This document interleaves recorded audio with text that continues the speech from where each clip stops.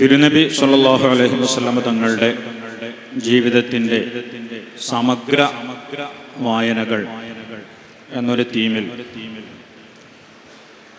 അവിടുത്തെ ജീവിതത്തെ സമഗ്രമായി വായിക്കേണ്ടതിൻ്റെ ആവശ്യകതയിലേക്ക് ചില സൂചനകൾ നൽകുന്ന ഒരു സെഷനാണ്. അവിടുത്തെ ജീവിതത്തിൻ്റെ വ്യത്യസ്തമായ ആംഗിളുകൾ, വ്യത്യസ്തമായ അധ്യാപനങ്ങൾ, വ്യത്യസ്തമായ അനുഭവങ്ങൾ, അതൊക്കെ അതിന് അക്കാലത്ത് പ്രാദേശികവും പിൽക്കാലത്തേക്ക് നൂറ്റാണ്ടുകളിലേക്കുള്ള ജനസമൂഹങ്ങൾക്ക് വേണ്ടിയുള്ള ഒരു സാർവകാലികവുമായ ആഗോളപരവുമായ ലക്ഷ്യങ്ങളും ദീർഘവീക്ഷണങ്ങളും ഒക്കെ അടങ്ങിയ അവിടുത്തെ ജീവിതത്തിലെ ഓരോ പാഠങ്ങളെയും സമഗ്രമായി വായിക്കുക എന്നത് തിരുനബിയെ സല്ലല്ലാഹു അലൈഹി വസല്ലം പഠിക്കുന്നവരെ സംബന്ധിച്ച് അനിവാര്യമാണ്. അത് ഒരു ചെറിയ ഇവന്റ് ആണെങ്കിൽ പോലും, നമ്മളെ നാട്ടിലെ ഒരു ചെറിയ വ്യക്തിയുടെ കാര്യമാണെങ്കിൽ പോലും അദ്ദേഹത്തിന്റെ ജീവിതവുമായി ബന്ധപ്പെട്ട ഒരു സംഭവത്തെ നമ്മളെ ഒരു ക്ലിപ്പാക്കി എടുത്താൽ, വീഡിയോ ക്ലിപ്പാവട്ടെ, അതിൻ്റെ ഒരു ഭാഗം മാത്രം എടുത്തു കഴിഞ്ഞാൽ അതിൻ്റെ പല ഭാഗങ്ങളും സംശയാസ്പദമായി അനുഭവപ്പെടാൻ സാധ്യതയുണ്ട്. അതേസമയം അതിനെ നമ്മൾ വിലയിരുത്തുന്നത് അതിൻ്റെ പൂർണ്ണഭാഗം കണ്ടുകൊണ്ടാണെങ്കിൽ അതിൽ നമ്മളെ കാഴ്ചപ്പാട് മാറുകയും ചെയ്യും. സോഷ്യൽ മീഡിയ കാലത്ത് നമുക്ക് നല്ല അനുഭവം ഉള്ളതാണ്. ചില ക്ലിപ്പുകൾ കേൾക്കുമ്പോൾ നമ്മൾ എന്താണ് ഇങ്ങനെയെന്നൊക്കെ കരുതുന്നത്, അതിൻ്റെ ഒരു പൂർണ്ണ പ്രസംഗവും പൂർണ്ണ വേദിയും കാണുമ്പോൾ നമുക്കത് വളരെ നോർമലായി അനുഭവപ്പെടുന്ന സംഭവങ്ങൾ എപ്പോഴും ഉണ്ടാകാറുണ്ട്. രാഷ്ട്രീയക്കാരായിട്ട് ബന്ധപ്പെട്ടും മറ്റെല്ലാം ഉണ്ടാകാറുണ്ട്. ഞാൻ പറഞ്ഞതിൻ്റെ താല്പര്യം, ഏത് കാര്യത്തെയും സമഗ്രമായി അതിൻ്റെ എല്ലാ വശങ്ങളെയും മനസ്സിലാക്കി ഉൾക്കൊള്ളുക എന്നത് അനിവാര്യമാണ്. അപ്പോഴേ നമുക്ക് സത്യസന്ധമായ കാര്യങ്ങളെ വിലയിരുത്താൻ പറ്റുള്ളൂ. തിരുനബി സല്ലല്ലാഹു അലൈഹി വസല്ലം തങ്ങളുടെ ജീവിതത്തിലേക്ക് വരുമ്പോൾ അവിടുത്തെ ജീവിതത്തിൻ്റെ വ്യത്യസ്തമായ തലങ്ങളെ, അനുഭവങ്ങളെ, സംഭവങ്ങളെ ഒക്കെ നേരത്തെ പറഞ്ഞ വ്യത്യസ്ത ആംഗിളുകളിൽ നിരീക്ഷിക്കുമ്പോഴാണ് അവിടുത്തെ ജീവിതത്തിൻ്റെ സൗന്ദര്യവും അവിടുത്തെ അധ്യാപനങ്ങളുടെ ദീർഘദർശന സ്വഭാവവും ഇന്ന് ജീവിക്കുന്ന നമ്മളിൽ ഓരോരുത്തരുടെയും ജീവിതത്തിൻ്റെ പ്രശ്നങ്ങളെ, ഇന്നത്തെ സാമൂഹിക പ്രശ്നങ്ങളെ പരിഹരിക്കുമാറ് അവിടുന്ന് അന്ന് ഉപയോഗിച്ച വാചകങ്ങൾ അല്ലെങ്കിൽ വാക്കുകളുടെ പോലും പ്രാധാന്യമൊക്കെ മനസ്സിലാവുക. പലപ്പോഴും അതിനെ വളരെ ശുഷ്കമായി അടർത്തിയെടുത്ത് വളരെ ടെക്സ്റ്റലായിട്ട് സമീപിച്ചു കഴിഞ്ഞ് പല ശത്രുക്കളും ഇസ്ലാമിനെ, തിരുനബി സല്ലല്ലാഹു അലൈഹി വസല്ലം തങ്ങളെ വിമർശിക്കാൻ ശ്രമിക്കാറ്. അത് നേരത്തെ പറഞ്ഞ പോലെ ഈ ശുഷ്കമായ വായനയുടെ പ്രശ്നമാണ്. ഇപ്പൊ നമ്മളെ കുട്ടികൾക്കൊക്കെ അറിയാവുന്ന ഒരു ഉദാഹരണമാണ്, നമ്മളൊരു ക്രിക്കറ്റിന്റെ ഒരു സ്കോർ ബോർഡ്, ആ മത്സരം കഴിഞ്ഞവര് കുറെ കാലം കഴിഞ്ഞ് സ്കോർ ബോർഡ് മാത്രം എടുത്ത് നോക്കിയിട്ട് അതിലെ ഒരാളെ പെർഫോമൻസ് വിലയിരുത്തുന്നതും, ആ മത്സരത്തിന്റെ സാഹചര്യം, പിച്ചിന്റെ സാഹചര്യം, എതിരാളിന്റെ സാഹചര്യം, മറ്റുള്ളവരുടെ പെർഫോമൻസ്, അതിന്റെ പ്രാധാന്യം, ഇതൊക്കെ നോക്കിയിട്ട് അതിനെ വിലയിരുത്തുന്നത് രണ്ടായിരിക്കും. അന്ന് ഏറ്റവും പ്രധാനപ്പെട്ട റോള് നിർവഹിച്ച ഒരാളെ പറ്റി സ്കോർ ബോർഡ് നോക്കിയിട്ട് ഇയാള് മഹാ കഷ്ടമായിരുന്നല്ലോ എന്നായിരിക്കും തോന്നുക. അതിന്റെ കാരണം എന്താ? നമ്മളെ മുമ്പില് കുറച്ച് അക്ഷരങ്ങൾ, അക്കങ്ങൾ മാത്രമേ ഉള്ളൂ. നമ്മൾ ആ സാഹചര്യത്തിൽ ജീവിക്കുന്നില്ല, ആ സാഹചര്യം അനുഭവിക്കുന്നില്ല. ഇത് കുട്ടികളെ അടക്കമുള്ള സഹസായകരുടെ ഒരു എക്സാമ്പിൾ പറഞ്ഞു. ഇതേപോലെ ഒരു ജീവിത പരിസരത്ത് ഒരു സമൂഹത്തിന്റെ കൂടെ ജീവിക്കുമ്പോൾ ഉണ്ടാകുന്ന ഏത് അനുഭവത്തെയും ഏത് സംസാരത്തെയും മറ്റൊരു ആംഗിളിൽ നിന്ന് നോക്കുമ്പോൾ ഉണ്ടാകുന്ന കാഴ്ചപ്പാടിന്റെ പ്രശ്നങ്ങൾ പരിഹരിക്കേണ്ടത് നേരത്തെ കഴിഞ്ഞുപോയ ജീവിതത്തെ തിരുത്തി എഴുതിക്കൊണ്ടല്ല, കുറച്ചുകൂടി വിശാലമായി സമഗ്രമായ കാര്യങ്ങളെ നമ്മൾ തന്നെ കണ്ടുകൊണ്ടാണ്. ഇൻഷാ അല്ലാഹ് ഞാൻ പറഞ്ഞത് ഒരു ആമുഖം പറഞ്ഞു എന്നേ ഉള്ളൂ. തിരുനബി ജീവിതത്തെ, അവിടുത്തെ അധ്യാപനങ്ങളെ, അവിടുത്തെ അധ്യാപനങ്ങളുടെ വ്യത്യസ്ത തലങ്ങളെ ഇൻഷാ അല്ലാഹ് ചില സൂചനകളിലൂടെ സമഗ്ര വായനയുടെ പ്രസക്തിയെക്കുറിച്ചും എങ്ങനെ സമഗ്രമായി വായിക്കാനുള്ള ശ്രമങ്ങൾ നടത്തണമെന്നതിനെക്കുറിച്ചും ഉസ്താദുമാരെ നമ്മുടെ സെഷന്റെ ഭാഗമായി നമ്മോട് ആശയങ്ങൾ പങ്കുവെക്കും ഇൻഷാ അല്ലാഹ്. ഇസ്ലാമിനെ സംബന്ധിച്ചിടത്തോളം നേരത്തെ മുഹ്യിദ്ദീൻ ബുഖാരി ഉസ്താദ് പറഞ്ഞതുപോലെ അതിൻ്റെ ഒരു സമഗ്രത രാഷ്ട്രീയവും സാമൂഹികവും വ്യക്തിപരവുമായ ജീവിതത്തിൻ്റെ നിഖില മേഖലകളെയും സ്പർശിക്കുകയും അവിടെയെല്ലാം ഇടപെടുന്ന ഓരോ തലങ്ങളിലും അതിന് അതിൻ്റെതായ കൃത്യമായ ഇടം എവിടെയാണ് ഈ ഒരു സാമൂഹിക നിർമ്മിതിയിൽ ഓരോ വ്യക്തിയുടെയും ഇടവും നാം ഇടപെടുന്ന ഓരോ വാക്കുകളുടെയും പ്രവൃത്തികളുടെയും സ്ഥാനം എന്ന് കൃത്യമായി നിർണയിക്കുകയും ചെയ്യുക എന്നതാണ് സയ്യിദുൽ വജൂദ് മുഹമ്മദ് റസൂലുള്ളാഹി സ്വല്ലല്ലാഹു അലൈഹി വസല്ലം അവിടുത്തെ ജീവിതം കൊണ്ട് കാണിച്ചു തന്നത്. ഇന്ന് ഇത്തരം വിഷയങ്ങളൊക്കെ ചർച്ച ചെയ്യപ്പെടുമ്പോൾ പലപ്പോഴും നടക്കുന്ന ചില അപനിർമ്മിതികൾ ഉണ്ട്. ഹബീബായ സ്വല്ലല്ലാഹു അലൈഹി വസല്ലം തങ്ങളുടെ നിലപാടുകളെ ശരിയായി വായിക്കുന്ന പക്ഷം അതിൻ്റെ കൃത്യമായ ചിത്രം നമുക്ക് ലഭിക്കും. ഒരു ഉദാഹരണത്തിന്, ലോകത്ത് എവിടെയെങ്കിലും ഒന്ന് പുക പൊന്തിയാൽ അല്ലെങ്കിൽ ഒരു പടക്കം പൊട്ടുന്ന ശബ്ദം കേട്ടാൽ അത് ഇസ്ലാമിൻ്റെ ഒരു സംഭാവനയും റസൂലുള്ളാഹി സ്വല്ലല്ലാഹു അലൈഹി വസല്ലം തങ്ങൾ ഇളക്കിവിട്ട ഒരു ആശയത്തിൻ്റെയും പ്രതിഫലനമാണ് എന്ന് പലതവണ ഉള്ള തെറ്റായ പ്രചരണങ്ങളിലൂടെ ശരിയാണെന്ന് വിശ്വസിക്കുന്നവർ പോലും ഉണ്ട്. അങ്ങനെയാണ് ആരോ പറഞ്ഞതുപോലെ ഗീബൽസ് പറഞ്ഞ ഒരേ ഒരു സത്യം 100 തവണ ഒരു കളവ് പറഞ്ഞാൽ അത് സത്യമായിട്ട് ആൾക്കാർ മനസ്സിലാക്കുമെന്നതാണ് തമാശ പറയാൻ. അദ്ദേഹം ഒരു സോഷ്യൽ ഫിലോസഫറാണ്. ആ അർത്ഥത്തിൽ അതൊരു പൊതു യാഥാർത്ഥ്യമാണ് ആ പറഞ്ഞത്. ഇന്നും നമ്മളത് അനുഭവിച്ചുകൊണ്ടിരിക്കുന്ന ഒരു യാഥാർത്ഥ്യം. സയ്യിദുനാ റസൂലുള്ളാഹി സ്വല്ലല്ലാഹു അലൈഹി വസല്ലമ തങ്ങളെ പരിശുദ്ധമായ ഖുർആൻ അവതരിപ്പിച്ചത് അവിടുന്ന് ഉസ്വത്തുൻ ഹസനത്ത് ആണെന്നാണ്, ഉത്തമ മാതൃകയാണ്. ഉത്തമ മാതൃകയ്ക്ക് മനുഷ്യന്റെ എല്ലാ തരത്തിലുള്ള സാഹചര്യപരമായ ഇടപെടലുകളെയും ഉൾക്കൊള്ളുവാനുള്ള ശേഷിയും അവിടെയൊക്കെ പുലർത്തേണ്ട നയങ്ങളും എന്താണെന്ന് പറഞ്ഞു തരാൻ സാധിക്കണം. അതുകൊണ്ട് തന്നെ നബി സല്ലല്ലാഹു അലൈഹി വസല്ലമ തങ്ങള് വളരെ സൗമ്യതയും ശാന്തതയും സഹിഷ്ണുതയും അതോടൊപ്പം പൊതുസമൂഹത്തിലെ നമ്മുടെ ഇടപെടലിന്റെ രീതിശാസ്ത്രവും കൃത്യമായി ആവിഷ്കരിക്കുമ്പോൾ തന്നെ എപ്പോഴെങ്കിലും നമുക്ക് സഗൗരവം പെരുമാറേണ്ടി വന്നാൽ അതിൻ്റെ മര്യാദ കൂടി പഠിപ്പിക്കുകയും ചെയ്തിട്ടുണ്ട്. അത്തരം ചില സംഗതികളെ അതിൻ്റെ സന്ദർഭങ്ങളിൽ നിന്ന് അടർത്തിയെടുത്ത് ഒരു പോയിന്റോ ഒരു വാക്കോ മാത്രം വായിക്കുമ്പോഴുണ്ടാകുന്ന അപകടങ്ങളാണ് പലപ്പോഴും അവിടുത്തെയോ അല്ലെങ്കിൽ അവിടുത്തെ പാഠങ്ങളെയോ ഭീകരതയുടെയോ തീവ്രവാദത്തിൻ്റെയോ ഒക്കെ ആലകളിൽ കെട്ടിവെച്ച് വായിക്കുന്നത് എന്നാണ് ഞാൻ മനസ്സിലാക്കിയിട്ടുള്ളത്. കേരളത്തിനും സായുധമായോ അല്ലെങ്കിൽ കായികമായോ അവരെ എതിരിടാൻ അനുമതി കൊടുത്തിരുന്നില്ല. പരിശുദ്ധമായ ഖുർആൻ അത് വളരെ ഭംഗിയായി പറയുന്നുണ്ട്. ഫബിമാ റഹ്മത്തിൻ മിനല്ലാഹി ലിൻത ലഹും വലൗ കുൻത ഫളൻ ഗലീദൽ ഖൽബി ലംഫദു മിൻ ഹൗലിക്. അങ്ങ് വളരെ സൗമ്യമായി, അള്ളാഹുവിന്റെ ഒരു കാരുണ്യമാണ്, അങ്ങ് വളരെ സൗമ്യമായിട്ടാണ് അവരോട് ഇടപെട്ടത്. അങ്ങ് വല്ല പരുഷ സ്വഭാവിയോ വളരെ കർക്കശമായി മാത്രം കാര്യങ്ങളെ കൈകാര്യം ചെയ്യുന്ന ആളോ ആയിരുന്നെങ്കിൽ അങ്ങയുടെ ചുറ്റും ഈ വിശ്വാസികൾ ഇങ്ങനെ തടിച്ചുകൂടുന്ന ഒരു പ്രതിഭാസം കാണാൻ കഴിയുമായിരുന്നില്ല. നാൾക്ക് നാൾ ഈ സമൂഹം ഇങ്ങനെ പടർന്ന് പന്തലിച്ചു കൊണ്ടിരിക്കുന്നതിന്റെ യാഥാർത്ഥ്യം അങ്ങ് അവരോട് ഇടപെടുന്ന ഈ രീതിയുടെ സൗകുമാര്യതയാണ് എന്ന് പരിശുദ്ധമായ ഖുർആൻ അവിടത്തോട് സംബോധന ചെയ്യുന്നത് നമ്മൾ കാണുന്നുണ്ട്.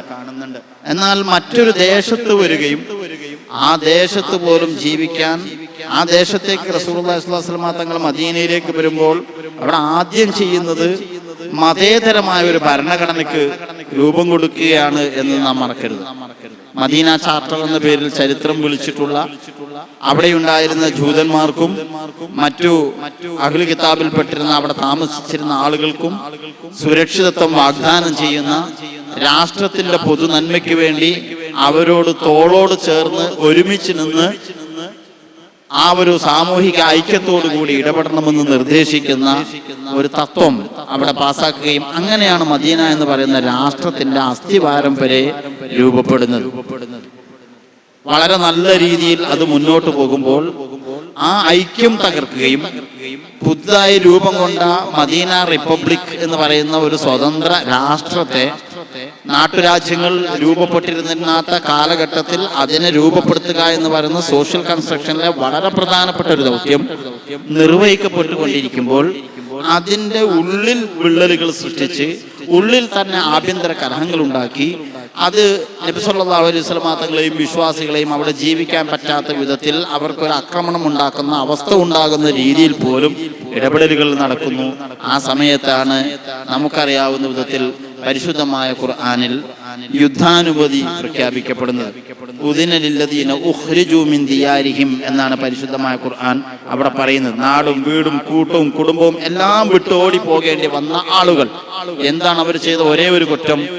അവര് ഇല്ലാ യഖൂലു റബ്ബുനല്ലാഹ്, ഞങ്ങളുടെ നാഥൻ അല്ലാഹുവാണ് എന്ന് ആരുടേതും കൈയടക്കിയില്ല. മദീനയെ സംബന്ധിച്ചിടത്തോളം അല്ലെങ്കിൽ മക്കയെ സംബന്ധിച്ചിടത്തോളം അന്നത്തെ അറേബ്യയെ സംബന്ധിച്ചിടത്തോളം ഓരോ ഗോത്രക്കാർക്കും ഓരോ ദൈവങ്ങളാണ്, ഓരോരുത്തർക്കും ഓരോ പ്രതിഷ്ഠകളാണ്. ആ പ്രതിഷ്ഠകളുടെ പേരിൽ ഓരോരുത്തർക്കും ഓരോ ഇടങ്ങളിൽ ഓരോ മന്ദിരങ്ങളുണ്ട്. ആ മന്ദിരങ്ങളുടെ ഉത്സവങ്ങൾ നടക്കുന്നുണ്ട്. അതിന്റെ പേരിൽ ഞങ്ങളുടെ ദൈവമാണ് നിങ്ങളുടെ ദൈവത്തെക്കാൾ മികച്ചത് എന്ന് പറയുന്ന പലതരത്തിലുള്ള പ്രശ്നങ്ങൾ അവിടെ നടക്കാറുണ്ട്.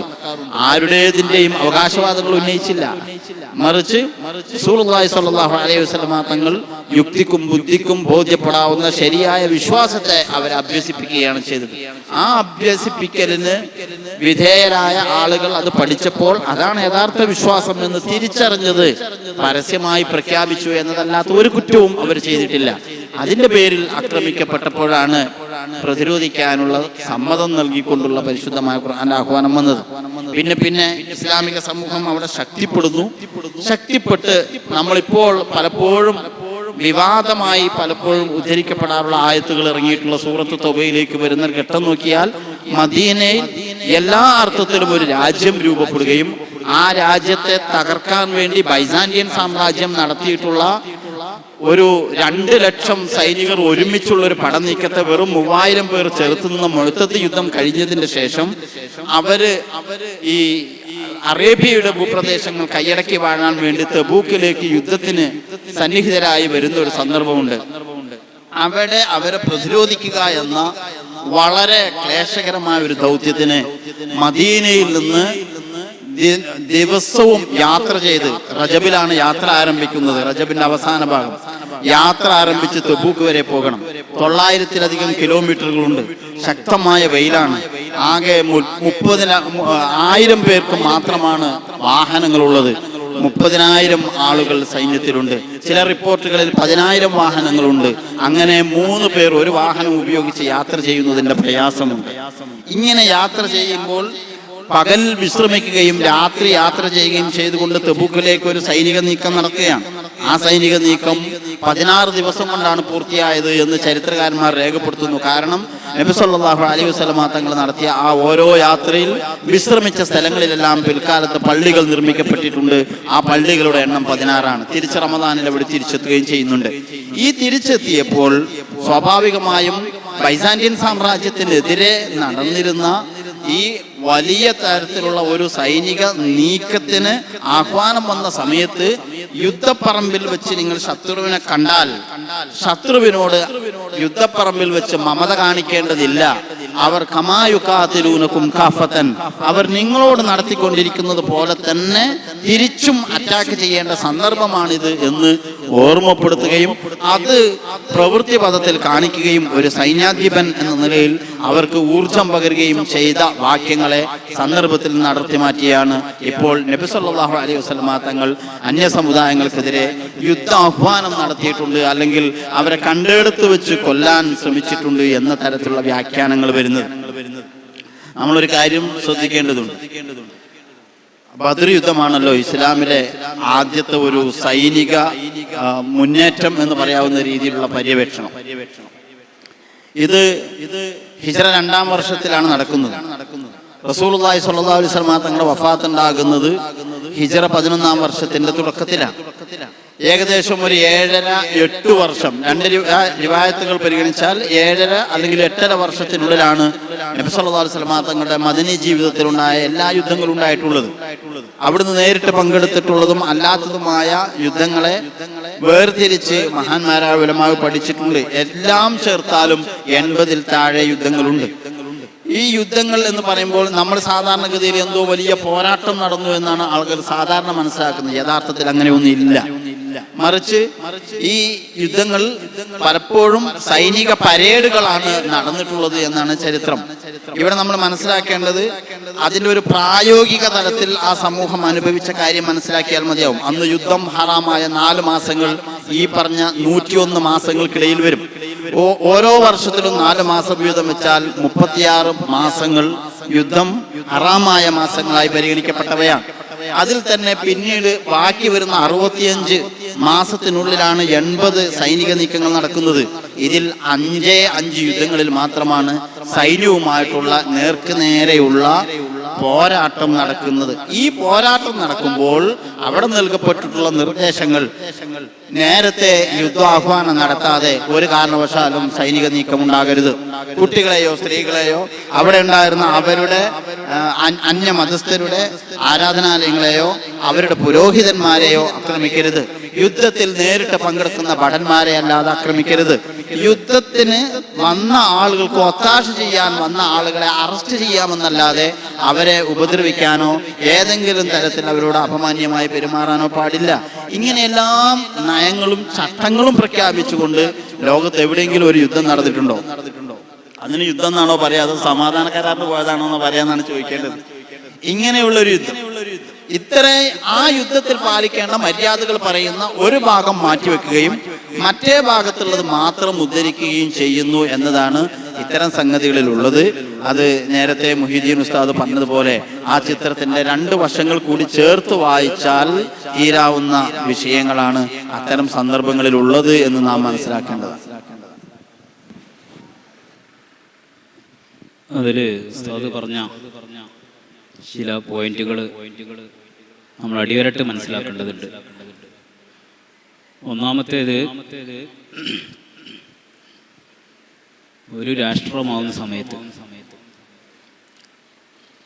പലരും തെറ്റിദ്ധരിച്ചിട്ടുള്ളത് ഇസ്ലാം എന്ന് പറഞ്ഞാൽ വ്യക്തികൾ ഇങ്ങനെ കൊണ്ട് നടക്കേണ്ട കുറേ ആചാരാനുഷ്ഠാനങ്ങൾ മാത്രമാണ്. മതങ്ങളെന്ന് പറഞ്ഞാൽ അത്രയേ ഉള്ളൂ. പല മതങ്ങളും അങ്ങനെ ആയിരിക്കാം. അപ്പോൾ അതുപോലെയാണ് ഇസ്ലാം എന്നും തെറ്റിദ്ധരിക്കുന്നതിൻ്റെ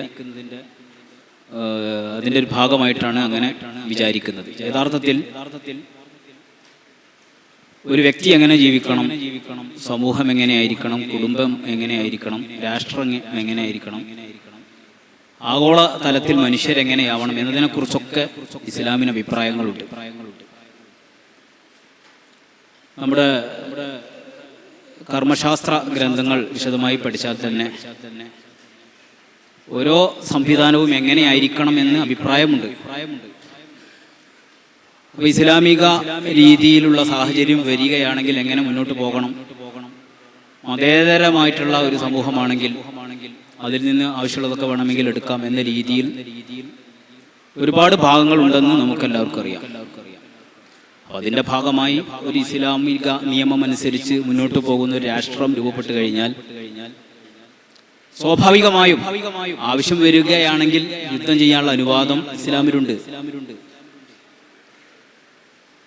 ഇത്രയും മാനവികമായി ചിന്തിക്കുന്ന കാലം വന്നിട്ടും ഈ ആധുനിക യുഗത്തിൽ പോലും ലോകത്തെ ഏതെങ്കിലും ഒരു രാഷ്ട്രം യുദ്ധം നിരോധിച്ചിട്ടുണ്ടോ? നമ്മളൊന്ന് ആലോചിച്ച് നോക്കുക.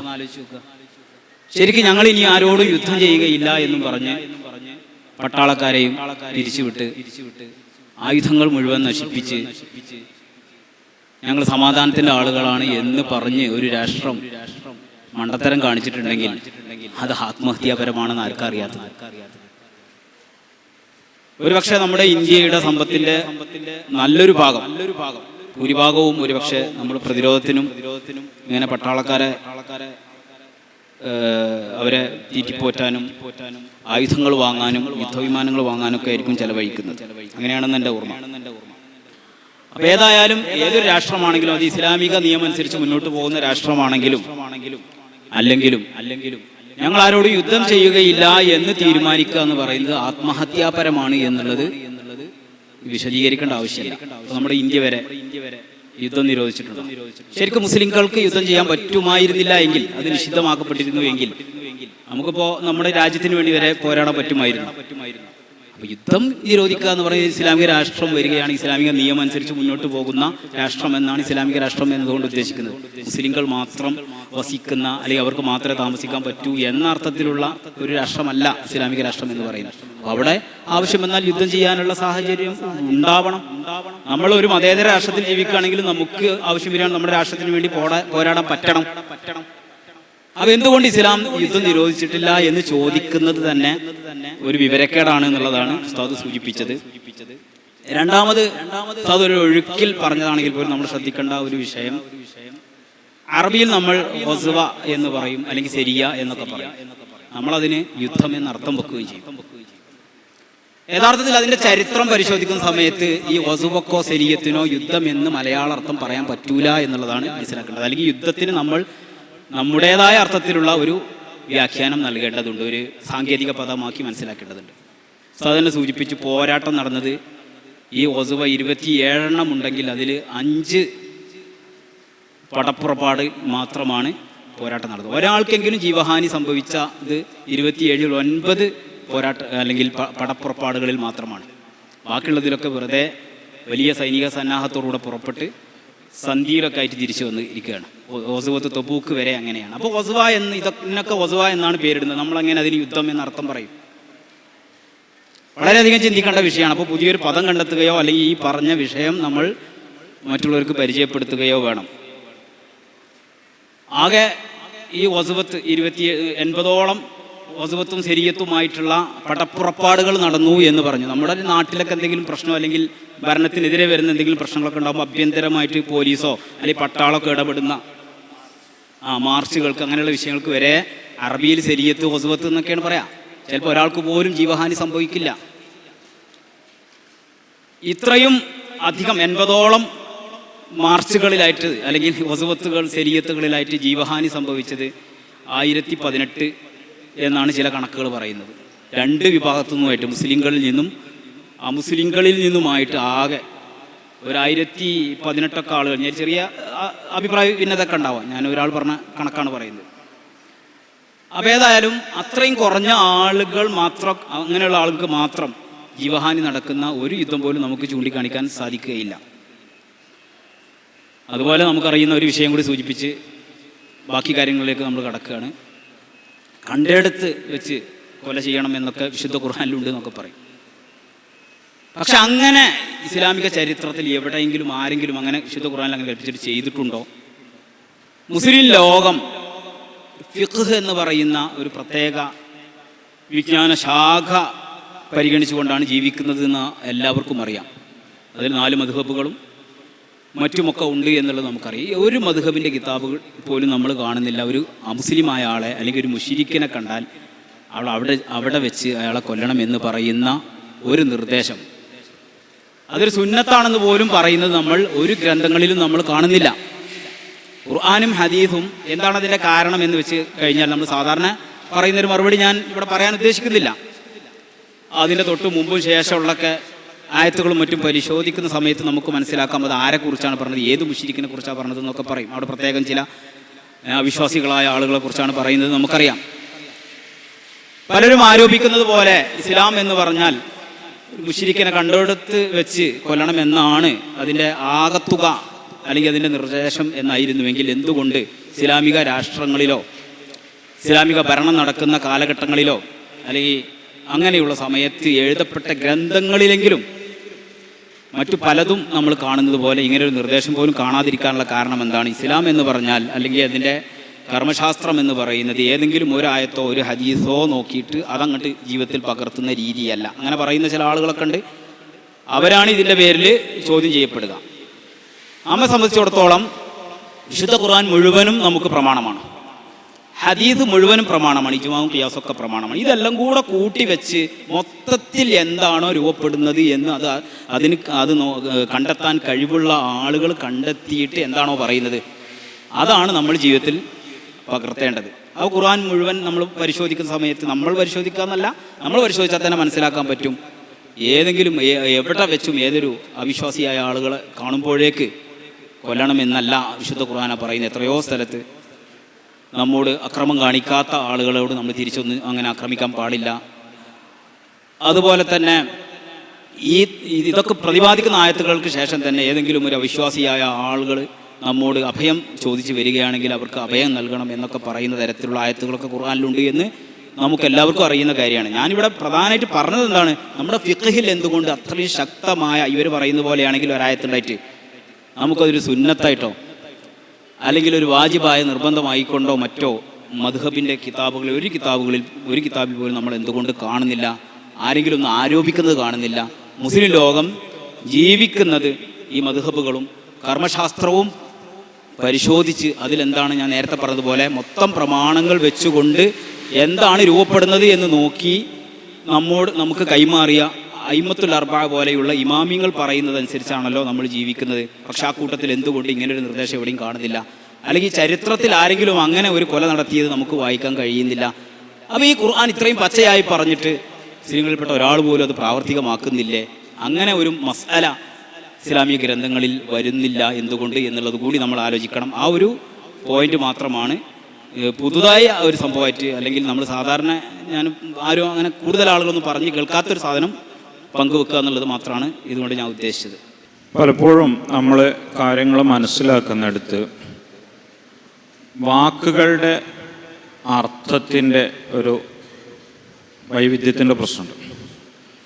ഇപ്പോൾ ഞാൻ വടക്കൻ ജില്ലകളിൽപ്പെട്ട ഒരാളായതുകൊണ്ട് ഇപ്പം ഇവിടെ വന്നിട്ട് കൊല്ലത്ത് വന്നിട്ട് രാവിലെ ഒരു കാലിച്ചായ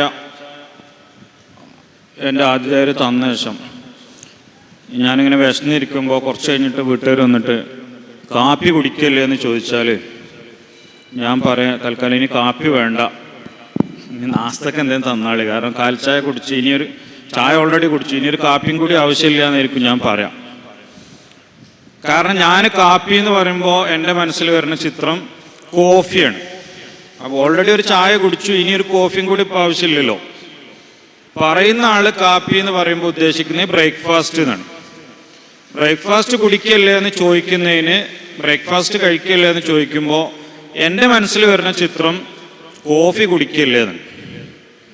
ഇത് നമ്മൾ മലയാളികളായിട്ട് ഒരേ കാലത്ത് ജീവിക്കുമ്പോൾ ഉണ്ടാവുന്ന ഒരു കൺഫ്യൂഷനാണ് ഇപ്പോൾ ഇത്. ഇനി എനിക്ക് കാപ്പി വേണ്ടെന്ന് പറഞ്ഞാലോ വീട്ടുകാർ അഥവാ നിഷ്കളങ്കരാണെങ്കിൽ ഞാനന്ന് പട്ടിണിയാവുകയും ചെയ്യും. കാരണം മൂപ്പര് കാപ്പി വേണ്ടെന്ന് പറഞ്ഞില്ലേ, ഇനി ഉച്ചക്ക് നോക്കും അവർ. ഞാൻ ഉദ്ദേശിച്ച കോഫി വേണ്ടെന്നായിരിക്കും. ഈ ഒരു പ്രശ്നം ചരിത്രത്തിലെ അല്ലെങ്കിൽ വ്യത്യസ്ത സമൂഹങ്ങളെ വിലയിരുത്തുമ്പോഴൊക്കെ ഉണ്ട്. ഇപ്പോൾ യുദ്ധം എന്ന വാക്കിൻ്റെ ഒരു പ്രശ്നം, അടിമത്തം എന്ന വാക്കിൻ്റെ ഒരു പ്രശ്നം, ഇതൊക്കെ അതിൽ ഉൾക്കൊള്ളുന്നു. ഈ യുദ്ധം എന്ന് പറയുമ്പോൾ ഇന്നത്തെ ആളുകളെ മനസ്സിലേക്ക് വരുന്ന ഒരു ചിത്രം എന്ന് പറഞ്ഞാൽ നമ്മൾക്ക് കണ്ട, അനുഭവിച്ച, അല്ലെങ്കിൽ ചരിത്രത്തിൽ നമ്മൾ സ്കൂളിൽ നിന്നൊക്കെ പഠിച്ച യുദ്ധങ്ങളാണ്. അപ്പോൾ 1-ാം ലോക മഹായുദ്ധം, 2-ാം ലോക മഹായുദ്ധം, അതുപോലെ ഇന്ത്യ പാകിസ്ഥാൻ യുദ്ധം പോലത്തെ യുദ്ധങ്ങൾ, പിന്നെ ഇപ്പോൾ നടക്കുന്ന യുദ്ധങ്ങൾ. അപ്പോൾ തീർത്തും രണ്ടു വശത്തും ഭയങ്കരമായ നാശമുള്ള, വളരെ കുറഞ്ഞ ഗുണങ്ങളും അങ്ങേയറ്റം ദോഷങ്ങളും ഉള്ള ഒരു സാധനം, ലക്ഷക്കണക്കിന് മനുഷ്യരെ കുരുതി കൊടുക്കുന്ന ഒരു സാധനം. അതേസമയം ഇസ്ലാമിൽ ഇപ്പൊ പറഞ്ഞ പോലെ ആ ഒരു പ്രയോഗത്തിന്റെ അർത്ഥം ജിഹാദ് അല്ലെങ്കിൽ വസ്വത്ത്, ശരീഅത്ത് എന്നൊക്കെ പറയുമ്പോൾ അത് തീർത്തും മറ്റൊരു സാധനമാണ്. അതുകൊണ്ടാണല്ലോ അനുഭവത്തിൽ തന്നെ അങ്ങനെ ആയത്. അപ്പോൾ ആകെ 1000 ചില്ലാൻ ആളുകളെ മരിക്കുന്നുള്ളൂ എന്ന് പറയുമ്പോൾ ചിലപ്പോൾ നമുക്ക് തോന്നും അത് അന്ന് ഇന്നത്തെ കൂട്ടനശീകരണ ആയുധങ്ങളില്ലാതിരുന്നുകൊണ്ടാണ്. ഇന്നിപ്പോൾ അങ്ങനെ ആയിരിക്കില്ല, അല്ല. ചരിത്രത്തിൽ BC കാലഘട്ടത്തിൽ മുതൽ കാലമറിയപ്പെടാത്ത വിധം ഇപ്പോൾ ഇന്ത്യയിലൊക്കെ വിശ്വാസങ്ങളായിട്ട് ബന്ധപ്പെട്ട കുരുക്ഷേത്ര യുദ്ധം വരെ എടുത്താൽ, കുരുക്ഷേത്ര യുദ്ധത്തിൽ 1.6 ബില്യൺ മനുഷ്യർ മരിച്ചു എന്നാണ് ആ കഥ പറഞ്ഞത്. അതിൻ്റെ ഹിസ്റ്റോറിസിറ്റി മറ്റൊരു തലാണ്. BC കാലഘട്ടത്തിൽ തന്നെ മില്യൺസ് ഓഫ് മനുഷ്യർ മരിച്ചിട്ടുള്ള യുദ്ധങ്ങളുണ്ട്. ആ സ്ഥാനത്താണ് AD 600-700 കാലഘട്ടത്തിൽ ഇത്രയും സൈനിക നീക്കങ്ങളിൽ നിന്ന് ആകെ 1000 ആൾ മരിക്കണം. അപ്പോൾ കണ്ടാൽ യുദ്ധം എന്ന് പറഞ്ഞ രണ്ട് സാധനം. മറ്റൊന്ന് ഈ പോരാട്ടം. നമ്മളിപ്പോൾ ഈ വാക്കുകളിൽ തന്നെ ഒരു പ്രശ്നമുണ്ടല്ലോ. അപ്പോൾ യുദ്ധം എന്ന് പറയുമ്പോൾ നമ്മളെ മനസ്സിൽ വരുന്ന ഒരു നെഗറ്റീവ് ഇമേജ് അല്ല പോരാട്ടം എന്ന് പറഞ്ഞു വരുന്നത്, അല്ലെ? പോരാട്ടം എന്ന് പറയുമ്പോൾ ഒന്നുകൂടി ഒരു പോസിറ്റീവ് ഇമേജാണല്ലോ വരുന്നത്. വിപ്ലവം എന്ന് പറയുമ്പോൾ വരുന്ന ഒരു പോസിറ്റീവ് ഇമേജാണല്ലോ. കലാപം എന്ന് പറയുമ്പോൾ കുറച്ചുകൂടി ഒരു നെഗറ്റീവ് ഇമേജാണ് വരുന്നത്. സമരം എന്ന് പറയുമ്പോൾ ഒരു പോസിറ്റീവ് ഇമേജാണ് വരുന്നത്. സംഗതി ഇതിലൊക്കെ ഒരു അഗ്രഷൻ്റെ അംശം ഉണ്ടല്ലോ. എല്ലാത്തിലും എന്തുണ്ട്? ഒരു ബലപ്രയോഗത്തിൻ്റെ, മറുവശത്ത് നിന്ന് ആലോചിക്കുമ്പോൾ അക്രമത്തിൻ്റെ അംശമുണ്ട്. സമരത്തിലുണ്ട്, പോരാട്ടത്തിലുണ്ട്, വിപ്ലവത്തിലുണ്ട്. ഇപ്പുറത്ത് കലാപത്തിലുണ്ട്, യുദ്ധത്തിലുണ്ട്, ആക്രമണത്തിലുണ്ട്. പക്ഷേ ഒന്ന് നമുക്ക് പോസിറ്റീവായിട്ടും ഒന്ന് നെഗറ്റീവായിട്ടുമാണ് അനുഭവപ്പെടുക. അതാണ് വാക്കുകളുടെ ശക്തി എന്ന് പറഞ്ഞത്. അപ്പോൾ ഇപ്പോൾ ഏറ്റവും ലോകചരിത്രത്തിൽ ഏറ്റവും കൂടുതൽ മനുഷ്യരുടെ മരണത്തിന് കാരണമായ, കൊലക്ക് കാരണമായ ഒരു പ്രത്യയശാസ്ത്രമാണ് കമ്മ്യൂണിസം. വെറും 100 വർഷത്തിൽ താഴെ കാലം ഒരു പരീക്ഷണ യോട്ടം നടത്തിയപ്പോഴേക്ക് കമ്മ്യൂണിസം ലോകത്ത് കോടിക്കണക്കിന് മനുഷ്യരെ കൊന്നു. എന്നിട്ടും ഇന്നും ലോകത്ത് മനുഷ്യപക്ഷത്തുനിന്ന് ചിന്തിക്കുന്നു എന്ന് കരുതുന്ന, ദുർബലരുടെയും അതുപോലെ പാവങ്ങളുടെയും ഭാഗത്തുനിന്ന് ചിന്തിക്കുന്നു എന്ന് കരുതുന്ന, അല്ലെങ്കിൽ ഓട്ടോമാറ്റിക്കായിട്ട് ജന്മന അല്ലെങ്കിൽ ചെറുപ്പം മുതലേ ഈ ഒരു പാവങ്ങളോട് ഒരു താല്പര്യമുള്ള, നമ്മൾ വിശാലാർത്ഥത്തിൽ ഇടത് മനസ്സുള്ള ഒരാളെ സംബന്ധിച്ചിടത്തോളം ഇപ്പോഴും കമ്മ്യൂണിസം എന്നുള്ളത് വളരെ പോസിറ്റീവായ, വളരെ ആകർഷകമായ, പലർക്കും ഇപ്പോഴും റൊമാൻറ്റിക്കായ ഒരു കോൺസെപ്റ്റാണ്. കമ്മ്യൂണിസത്തോട് പ്രണയം ഉണ്ടായതുകൊണ്ടാണ് അങ്ങനെ ഒരു തലത്തിലേക്ക് കമ്മ്യൂണിസം ആ കുറഞ്ഞ കാലം കൊണ്ട് വളർച്ച നേടിയതും അതിൻ്റെ ദുരന്തങ്ങളുണ്ടായിരുന്നു. അപ്പം ഞാൻ പറഞ്ഞു വന്നത്, കമ്മ്യൂണിസം കൊണ്ടുണ്ടായ ഈ കൊലകൾ സത്യം പറഞ്ഞാൽ ഭൂരിപക്ഷവും അത് പാളിപ്പോയതുകൊണ്ട് സംഭവിച്ചാണ്, ഏകാധിപതികളെ കൊണ്ടും മറ്റുണ്ടായത്. എന്തുകൊണ്ട് കമ്മ്യൂണിസത്തെ ആളുകൾ പോസിറ്റീവായി കാണുന്നു? ആ തലം എന്തുകൊണ്ടാണ്? കാരണം ശരിക്കും അവിടെ കൃത്യമായ ബലപ്രയോഗത്തിലൂടെ അധികാരിവർഗം എന്ന് പറയുന്ന അക്രമവർഗത്തെ ഒതുക്കി ജനങ്ങളുടെ ക്ഷേമത്തിന് വേണ്ടി ബലം പ്രയോഗിച്ച് പുതിയൊരു സിസ്റ്റം കൊണ്ടുവരുന്നു എന്നുള്ളതുകൊണ്ടാണ് എന്ത് ചെയ്യുന്നത്, ആളുകൾ അതിനെ ആകർഷകമായി കണ്ടത്.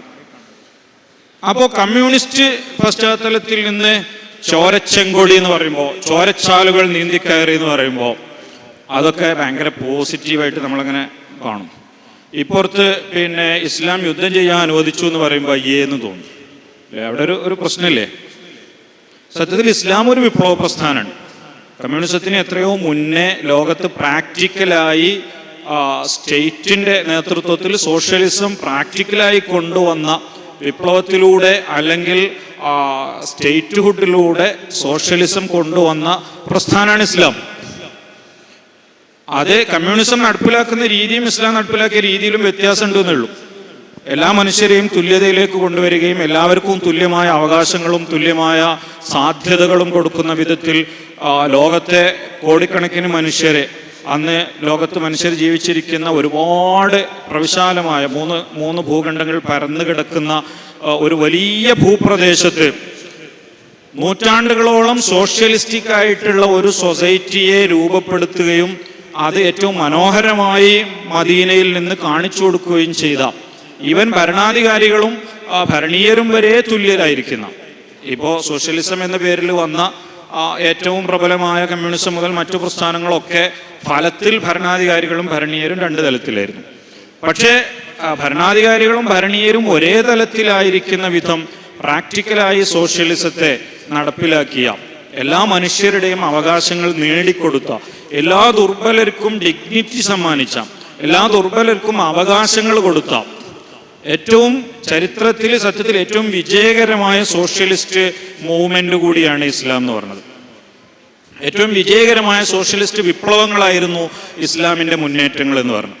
അപ്പോൾ സ്വാഭാവികമായി ഒരു വിപ്ലവം സാധ്യമാകണമെങ്കിൽ, ഒരു അധികാരത്തിൻ്റെ ബലത്തിൽ നിലനിൽക്കുന്ന അക്രമ വ്യവസ്ഥ മാറണമെങ്കിൽ, ഒരു അക്രമി വ്യക്തിയായ ഒരു അക്രമിയും ഒരു അധികാരത്തിൻ്റെ ബലത്തിൽ നിൽക്കുന്ന അക്രമ വ്യവസ്ഥയും രണ്ടാണ്. ആ വ്യവസ്ഥ മാറണമെങ്കിൽ, അതുപോലെ അക്രമത്തിൻ്റെ അല്ലെങ്കിൽ ബലത്തിൻ്റെ ഭാഷയില്ലാത്ത മറ്റൊന്നും മനസ്സിലാകാത്ത വിഭാഗത്തെ അവരെ നിയന്ത്രിച്ച് സമാധാനം കൊണ്ടുവരണമെങ്കിൽ, പറയുമ്പോൾ നമുക്ക് ഇസ്രായേലിന് വേഗം മനസ്സിലേക്ക് വരുമല്ലോ. ഇസ്രായേലിന് ആകെ മനസ്സിലാകുന്ന ഭാഷ അവിടെ അവരോട് നിങ്ങൾ കരുതുന്നുണ്ടോ ഏതെങ്കിലും രീതിയിലുള്ള സമാധാനപരമായ സിദ്ധാന്തം കൊണ്ട്, ഈ മുഖത്തടിച്ചാൽ ഈ മുഖം കൂടി കാണിച്ചു കൊടുക്കുക എന്നുള്ള സിദ്ധാന്തം കൊണ്ട് ഇസ്രായേലിൻ്റെ അടുത്ത് പോയിട്ട് കാര്യമുണ്ട് നമുക്ക് തോന്നുന്നുണ്ടോ? അവർക്ക് ആകെ എന്താ പറയുക, ഈ ബലത്തിൻ്റെ ഭാഷ മാത്രമേ മനസ്സിലാവുള്ളൂ. അങ്ങനെയുള്ള ആളുകൾ എക്കാലത്തും വ്യക്തികളുണ്ടാവും, സമൂഹങ്ങളുണ്ടാവും, രാജ്യങ്ങളുണ്ടാവും. അപ്പോൾ ഇതിൻ്റെയൊക്കെ പശ്ചാത്തലത്തിൽ സമാധാനം ഉള്ള, സമത്വമുള്ള ഒരു സൊസൈറ്റി സ്ഥാപിക്കണമെങ്കിൽ തീർച്ചയായിട്ടും പലയിടങ്ങളിൽ പ്രതിരോധാത്മകമായ ബലപ്രയോഗം ആവശ്യമുണ്ടാവും. എന്ന് പറഞ്ഞാൽ അക്രമികളെ ഒതുക്കാൻ, അക്രമ ഭരണകൂടങ്ങളെ അവരിൽ നിന്ന് ജനങ്ങളെ സംരക്ഷിക്കാൻ, അതുപോലെ തന്നെ നിലവിൽ വളരെ വെൽഫെയർ സ്റ്റേറ്റ് ആയിട്ട് നടക്കുന്ന ഒരു സ്റ്റേറ്റിനെ തകർത്ത് അവിടെ വീണ്ടും പഴയ ഫ്യൂഡലിസ്റ്റിക് ആയിട്ടുള്ള അക്രമപരമായിട്ടുള്ള ഭരണ സംവിധാനങ്ങൾ തിരിച്ചു കൊണ്ടുവരാൻ, പഴയ രാജഭരണം തിരിച്ചു കൊണ്ടുവരാൻ ശ്രമിക്കുന്നവരെ പ്രതിരോധിക്കാനൊക്കെ സ്വാഭാവികമായി എന്ത് വേണ്ടി വരും? പ്രതിരോധ സംവിധാനങ്ങൾ വേണ്ടി വരും. അതാണ് നേരത്തെ ഉസ്താദ് സൂചിപ്പിച്ചതിലും വന്നല്ലോ, മനുഷ്യർക്ക് ഏത് കാലത്തും ഒരു രാജ്യത്തിനും പ്രതിരോധം ഇല്ലാതെ പറ്റില്ല. അപ്പോൾ സമാധാനം മാത്രം പഠിപ്പിച്ചു എന്ന് പറയുന്ന ലോകത്തെ പല ഗുരുക്കന്മാരും, അവരിൽ നിന്ന് സത്യത്തിൽ അവർ എല്ലാ സമൂഹത്തിനും എല്ലാ സാഹചര്യത്തിലും മാതൃകയല്ല എന്നുള്ളതാണ് വസ്തുത. ഉദാഹരണത്തിന് യേശുവിനെ നമ്മൾ എടുക്കുകയാണെങ്കിൽ, യേശു ജീവിച്ച ഇടത്ത് യേശു വിപ്ലവം നേരിട്ട് സായുധപരമായൊരു വിപ്ലവം നടത്തുകയോ നേതൃത്വം കൊടുക്കുകയോ ചെയ്തിട്ടില്ല. അല്ലെങ്കിൽ യേശു ഒരു യുദ്ധം കൊണ്ട് നേരിട്ടിട്ടില്ല. അപ്പൊ ചിലർക്ക് വേണമെങ്കിൽ അത് ഭയങ്കരമായിട്ട് യേശു സമാധാനം മാത്രം കാണിച്ച ഒരാളാണെന്ന് പറയാം. പക്ഷെ എന്തുകൊണ്ട് യേശുവിൻ്റെ ജീവിതത്തെ അതേപോലെ പകർത്തിക്കൊണ്ട് ക്രൈസ്തവ സമൂഹത്തിന് അന്നോ ഇന്നോ നിലനിൽക്കാൻ കഴിഞ്ഞില്ല? ക്രൈസ്തവർ ക്രൂരമായി പീഡിപ്പിക്കപ്പെട്ടിരുന്ന ഒരു കാലം ഉണ്ട്. ആ കാലത്ത് ഇന്ന് ക്രൈസ്തവര് ലോകത്ത് മേധാശക്തിയിലേക്ക് വരുന്നത്, അല്ലെങ്കിൽ ആ അക്രമത്തെ അവർ സാധ്യമാകുന്ന വിധം പ്രതിരോധിക്കുന്നത് യേശുവിൻ്റെ ദർശനം വെച്ചിട്ടല്ല. അവിടെ പ്രാക്ടിക്കലായിട്ട് യുദ്ധവും പ്രതിരോധവും ചെയ്തിട്ടാണ്. യുദ്ധവും പ്രതിരോധം ചെയ്യാതെ ക്രൈസ്തവ സമൂഹത്തിന് നിലനിൽപ്പുണ്ടാകുമായിരുന്നില്ല. അപ്പോൾ സ്വന്തം സമൂഹം ഭാവിയിൽ നേരിടാനിടയുള്ള ഒരു ഘട്ടത്തിൽ പോലും എന്താണ് പ്രാക്ടിക്കലി അവിടെ പരിഹാരം, ഒരു സമൂഹത്തെ ഉന്മൂലനം ചെയ്യാൻ ശത്രുക്കൾ ശ്രമിക്കുന്ന ഒരു കാലത്ത് പ്രാക്ടിക്കലി എന്താണ് പരിഹാരം എന്നതിനെക്കുറിച്ച് യേശു നേരിട്ട് കൊടുത്ത ദർശനങ്ങളിൽ നിന്ന് ഒന്നുമില്ല എന്ന ദൗർബല്യവും ന്യൂനതയുമാണ് സത്യത്തിൽ അവിടെ നമ്മൾ കാണുന്നത്. അതുപോലെ ഗാന്ധിയൻ ദർശനം ഫോളോ ചെയ്യുന്ന ഇന്ത്യ ഗാന്ധിയുടെ കാലത്ത് തന്നെ എന്തുകൊണ്ട് സൈന്യത്തെ നിലനിർത്തി? എന്തുകൊണ്ട് ഗാന്ധിയൻ ദർശനം നമുക്ക് ഇന്ത്യയിൽ നടപ്പിലാക്കാൻ പറ്റില്ല? കാരണം ഗാന്ധിയൻ ദർശനം കൊണ്ട് നമുക്ക് ശത്രു രാജ്യങ്ങളെയും അക്രമികളെയും നേരിടാൻ കഴിയില്ല. വ്യക്തികളെ സ്വാധീനിക്കാൻ കഴിഞ്ഞേക്കാം. ലോകത്ത് ഏത് സമാധാനത്തിന്റെ പ്രത്യയശാസ്ത്രം അല്ലെങ്കിൽ സമാധാനത്തിന്റെ ഗുരു എന്ന് പറയുന്നവരും ഇതുപോലെയുള്ള അക്രമികളെ, വെട്ടാൻ വരുന്ന പോത്തിനോട് എങ്ങനെ നേരിടണം എന്ന കാര്യം പഠിപ്പിച്ചിട്ടില്ലെങ്കിൽ ആ സമൂഹമാണ് സത്യത്തിൽ അനാഥമായി പോകുന്നത്. ഒന്നുകിൽ അവർക്ക് അവരുടെ ആദർശം വിട്ട് പ്രാക്ടിക്കൽ ലൈഫിലേക്ക് മടങ്ങിടും, അല്ലെങ്കിൽ അവർക്ക് എന്ത് ചെയ്യേണ്ടി വരും? അവരുടെ ആദർശം അങ്ങനെ തന്നെ ഫോളോ ചെയ്യുകയാണെങ്കിൽ അവർ നശിച്ചു പോകേണ്ടി വരും. അപ്പോൾ സത്യത്തിൽ പ്രവാചകൻ തിരുമേനി സ്വല്ലല്ലാഹു അലൈഹി വസല്ലം തങ്ങൾ അവിടുത്തെ ജീവിതത്തിൽ ഇത്തരം സംഘർഷാവസ്ഥകളെ നേരിടുന്നതിൽ രണ്ട് കാര്യങ്ങളാണ് സാധിച്ചത്. ഒന്ന്, ലോകത്ത് നൂറ്റാണ്ടുകളോളം വരുന്ന ജനസമൂഹങ്ങളിൽ ദുർബലരായ മനുഷ്യർ ആക്രമിക്കപ്പെടുകയോ അല്ലെങ്കിൽ ദുർബലമായ രാജ്യങ്ങൾ ആക്രമിക്കപ്പെടുകയോ അക്രമകാരികൾ മേധാവിത്വം നേടുകയോ ചെയ്യുന്ന ഘട്ടങ്ങളിൽ അതിനെ നേരിട്ട് സമാധാനത്തിൻ്റെ സമത്വത്തിൻ്റെ ലോകം സൃഷ്ടിക്കാൻ ബലപ്രയോഗം എങ്ങനെ മാന്യമായി ചെയ്യണം, എങ്ങനെ ഏറ്റവും നീതിയുക്തമായി ചെയ്യണമെന്ന് ഒരു വശത്ത് പഠിപ്പിച്ചു. മറ്റൊരു വശത്ത് പ്രാക്ടിക്കലായി വളരെ വലിയ ഒരു സോഷ്യലിസ്റ്റ് സൊസൈറ്റി സ്ഥാപിക്കുന്നതിലേക്ക് അതിനെ ഏറ്റവും നീതിയുക്തമായൊരു വിപ്ലവത്തിലൂടെ അവിടെ അത് കാണിച്ചു തന്നു. അപ്പോൾ ഞാൻ പറഞ്ഞു വന്നു, ഇതിനെ ഇങ്ങനെ കാണുമ്പോൾ അത് ഭയങ്കര ഒരു പോസിറ്റീവ് ഇമേജിൽ നമുക്ക് കാണാൻ പറ്റും. ഏത് സംഗതിയും നമ്മൾ എങ്ങനെ കാണുന്നു അത് പറയുമ്പോൾ നമ്മളെ മനസ്സിലേക്ക് വരുന്ന ചിത്രം എന്ത് എന്നതാണ് പ്രധാനം. ഇപ്പോൾ അടിമത്തം എന്നുള്ള വിഷയത്തിലും അത് തന്നെയാണ് കിടക്കുന്നത്. അടിമ എന്ന് പറയുമ്പോൾ നമ്മളെ മനസ്സിലേക്ക് വരുന്ന ചിത്രം ഒരു ഫ്യൂഡൽ കാലത്തെ ഒരു അടിമയാണ്. ഇസ്ലാമിലെ അബ്ദ് എന്ന് പറയുന്നത് ഏറ്റവും മനോഹരമായ ഒരു വീടാണ്. റസൂലുള്ളാഹി സ്വല്ലല്ലാഹു അലൈഹി വസല്ലം തങ്ങളുടെ ഏറ്റവും വലിയ പദവികളിലൊന്നാണ് അബ്ദ്. മുഹമ്മദുൻ റസൂലുള്ളാഹി സ്വല്ലല്ലാഹു അലൈഹി വസല്ലം അബ്ദുഹു വ റസൂലുഹു, റസൂലിന്റെ മുമ്പ് പറഞ്ഞ സാധനം അബ്ദ് എന്ന് പറഞ്ഞു.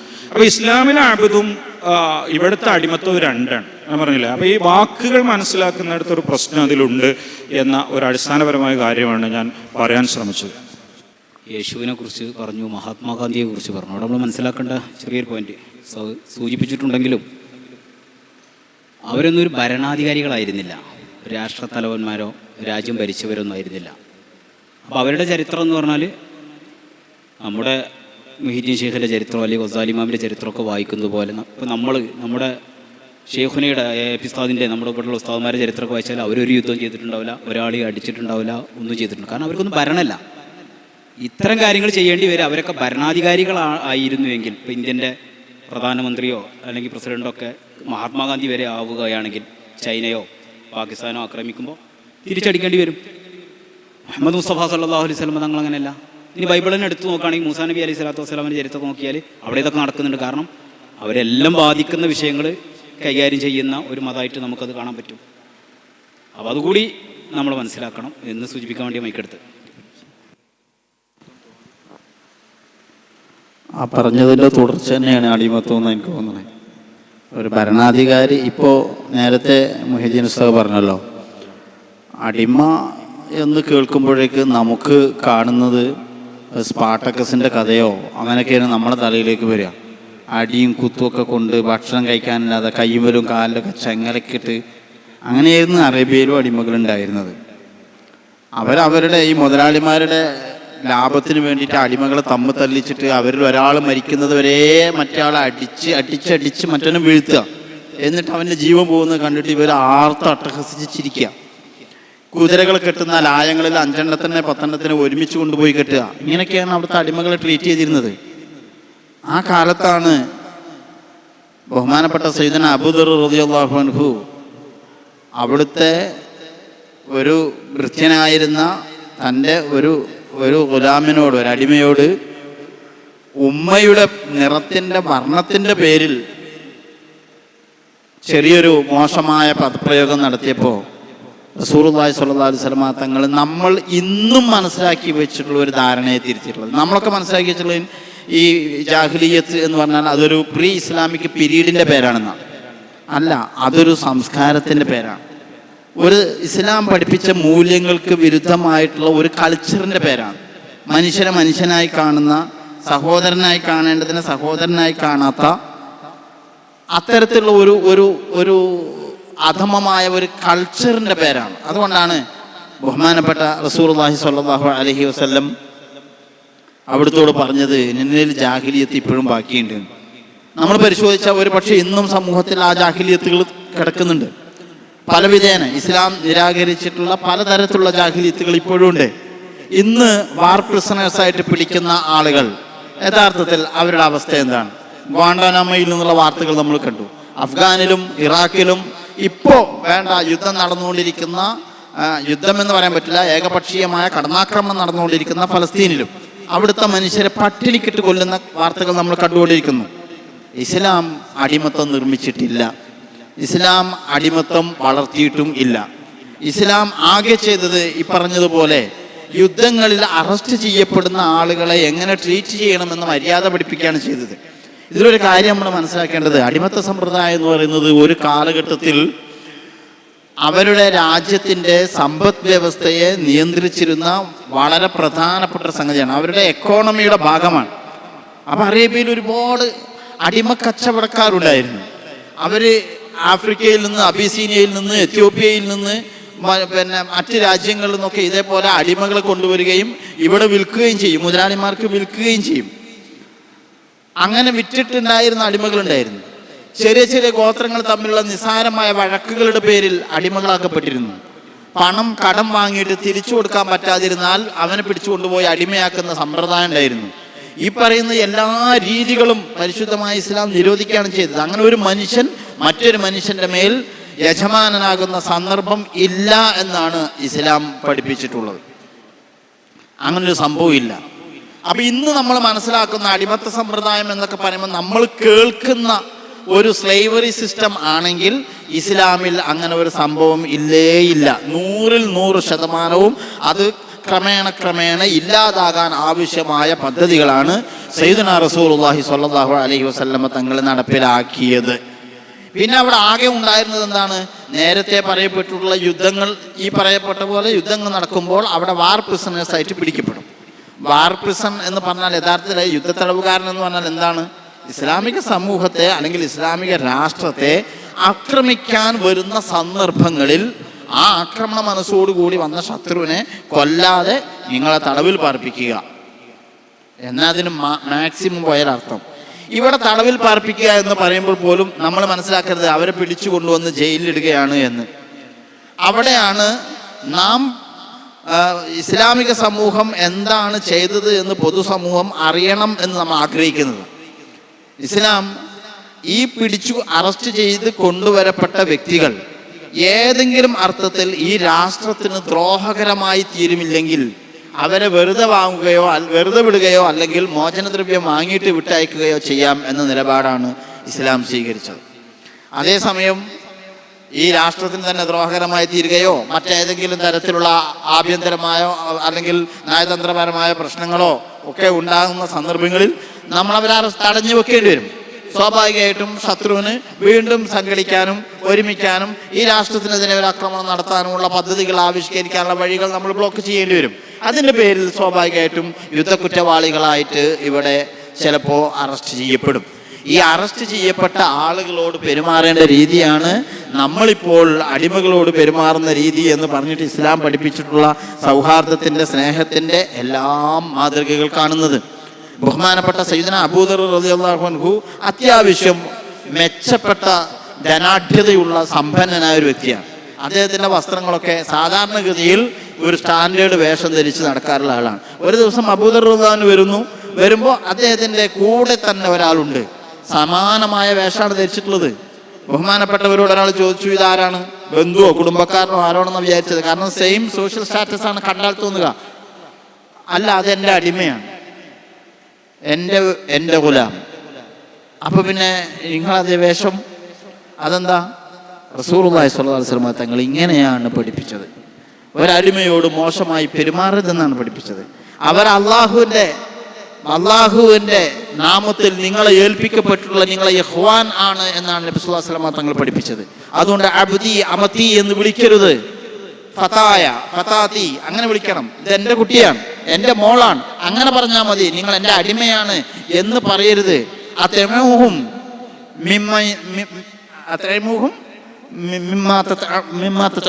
ഞാൻ ആ ഹദീസ് മറന്നുപോയി. നിങ്ങൾ എന്തെന്നാണോ ഭക്ഷിക്കുന്നത് അതേ ഭക്ഷണമാണ് അവർക്ക് കൊടുക്കേണ്ടത്. നിങ്ങൾ എന്താണോ ധരിക്കുന്നത് അതേ വസ്ത്രമാണ് നിങ്ങൾ അവരെയും ധരിപ്പിക്കേണ്ടത്. ഇങ്ങനെ നിങ്ങൾക്ക് ലോകത്തിന്റെ ചരിത്രത്തിൽ എവിടെയും കാണാൻ പറ്റുകയില്ല അടിമകളോടുള്ള മനുഷ്യന്റെ സമീപനത്തെ മാറ്റുന്നു. അവൻ വിശ്വാസി എന്ന പേരിൽ എൻ്റെ അടിമയാണ് എന്നല്ല പറഞ്ഞത്. കാരണം അടിമകളായി വന്ന ഒരാളെയും വിശ്വസിക്കാൻ നിർബന്ധിപ്പിച്ചിട്ടില്ല. അള്ളാഹു നിങ്ങളെ ഏൽപ്പിച്ചിട്ടുള്ള നിങ്ങളെ യഹ്വാൻ എന്നാണ് റസൂലുള്ളാഹി സ്വല്ലല്ലാഹു അലൈഹി വസല്ലം തങ്ങൾ പരിചയപ്പെടുത്തി. എന്ന് മാത്രമല്ല ഒരു ഹദീസിലുണ്ട്, ലാ യദ്രിബു അഹദൻ അബ്ദൻ ലഹു വഹുവ ളാലിമുൻ ലഹു ഇല്ലാ ഉഖീദ മിൻഹു യൗമൽ ഖിയാമ.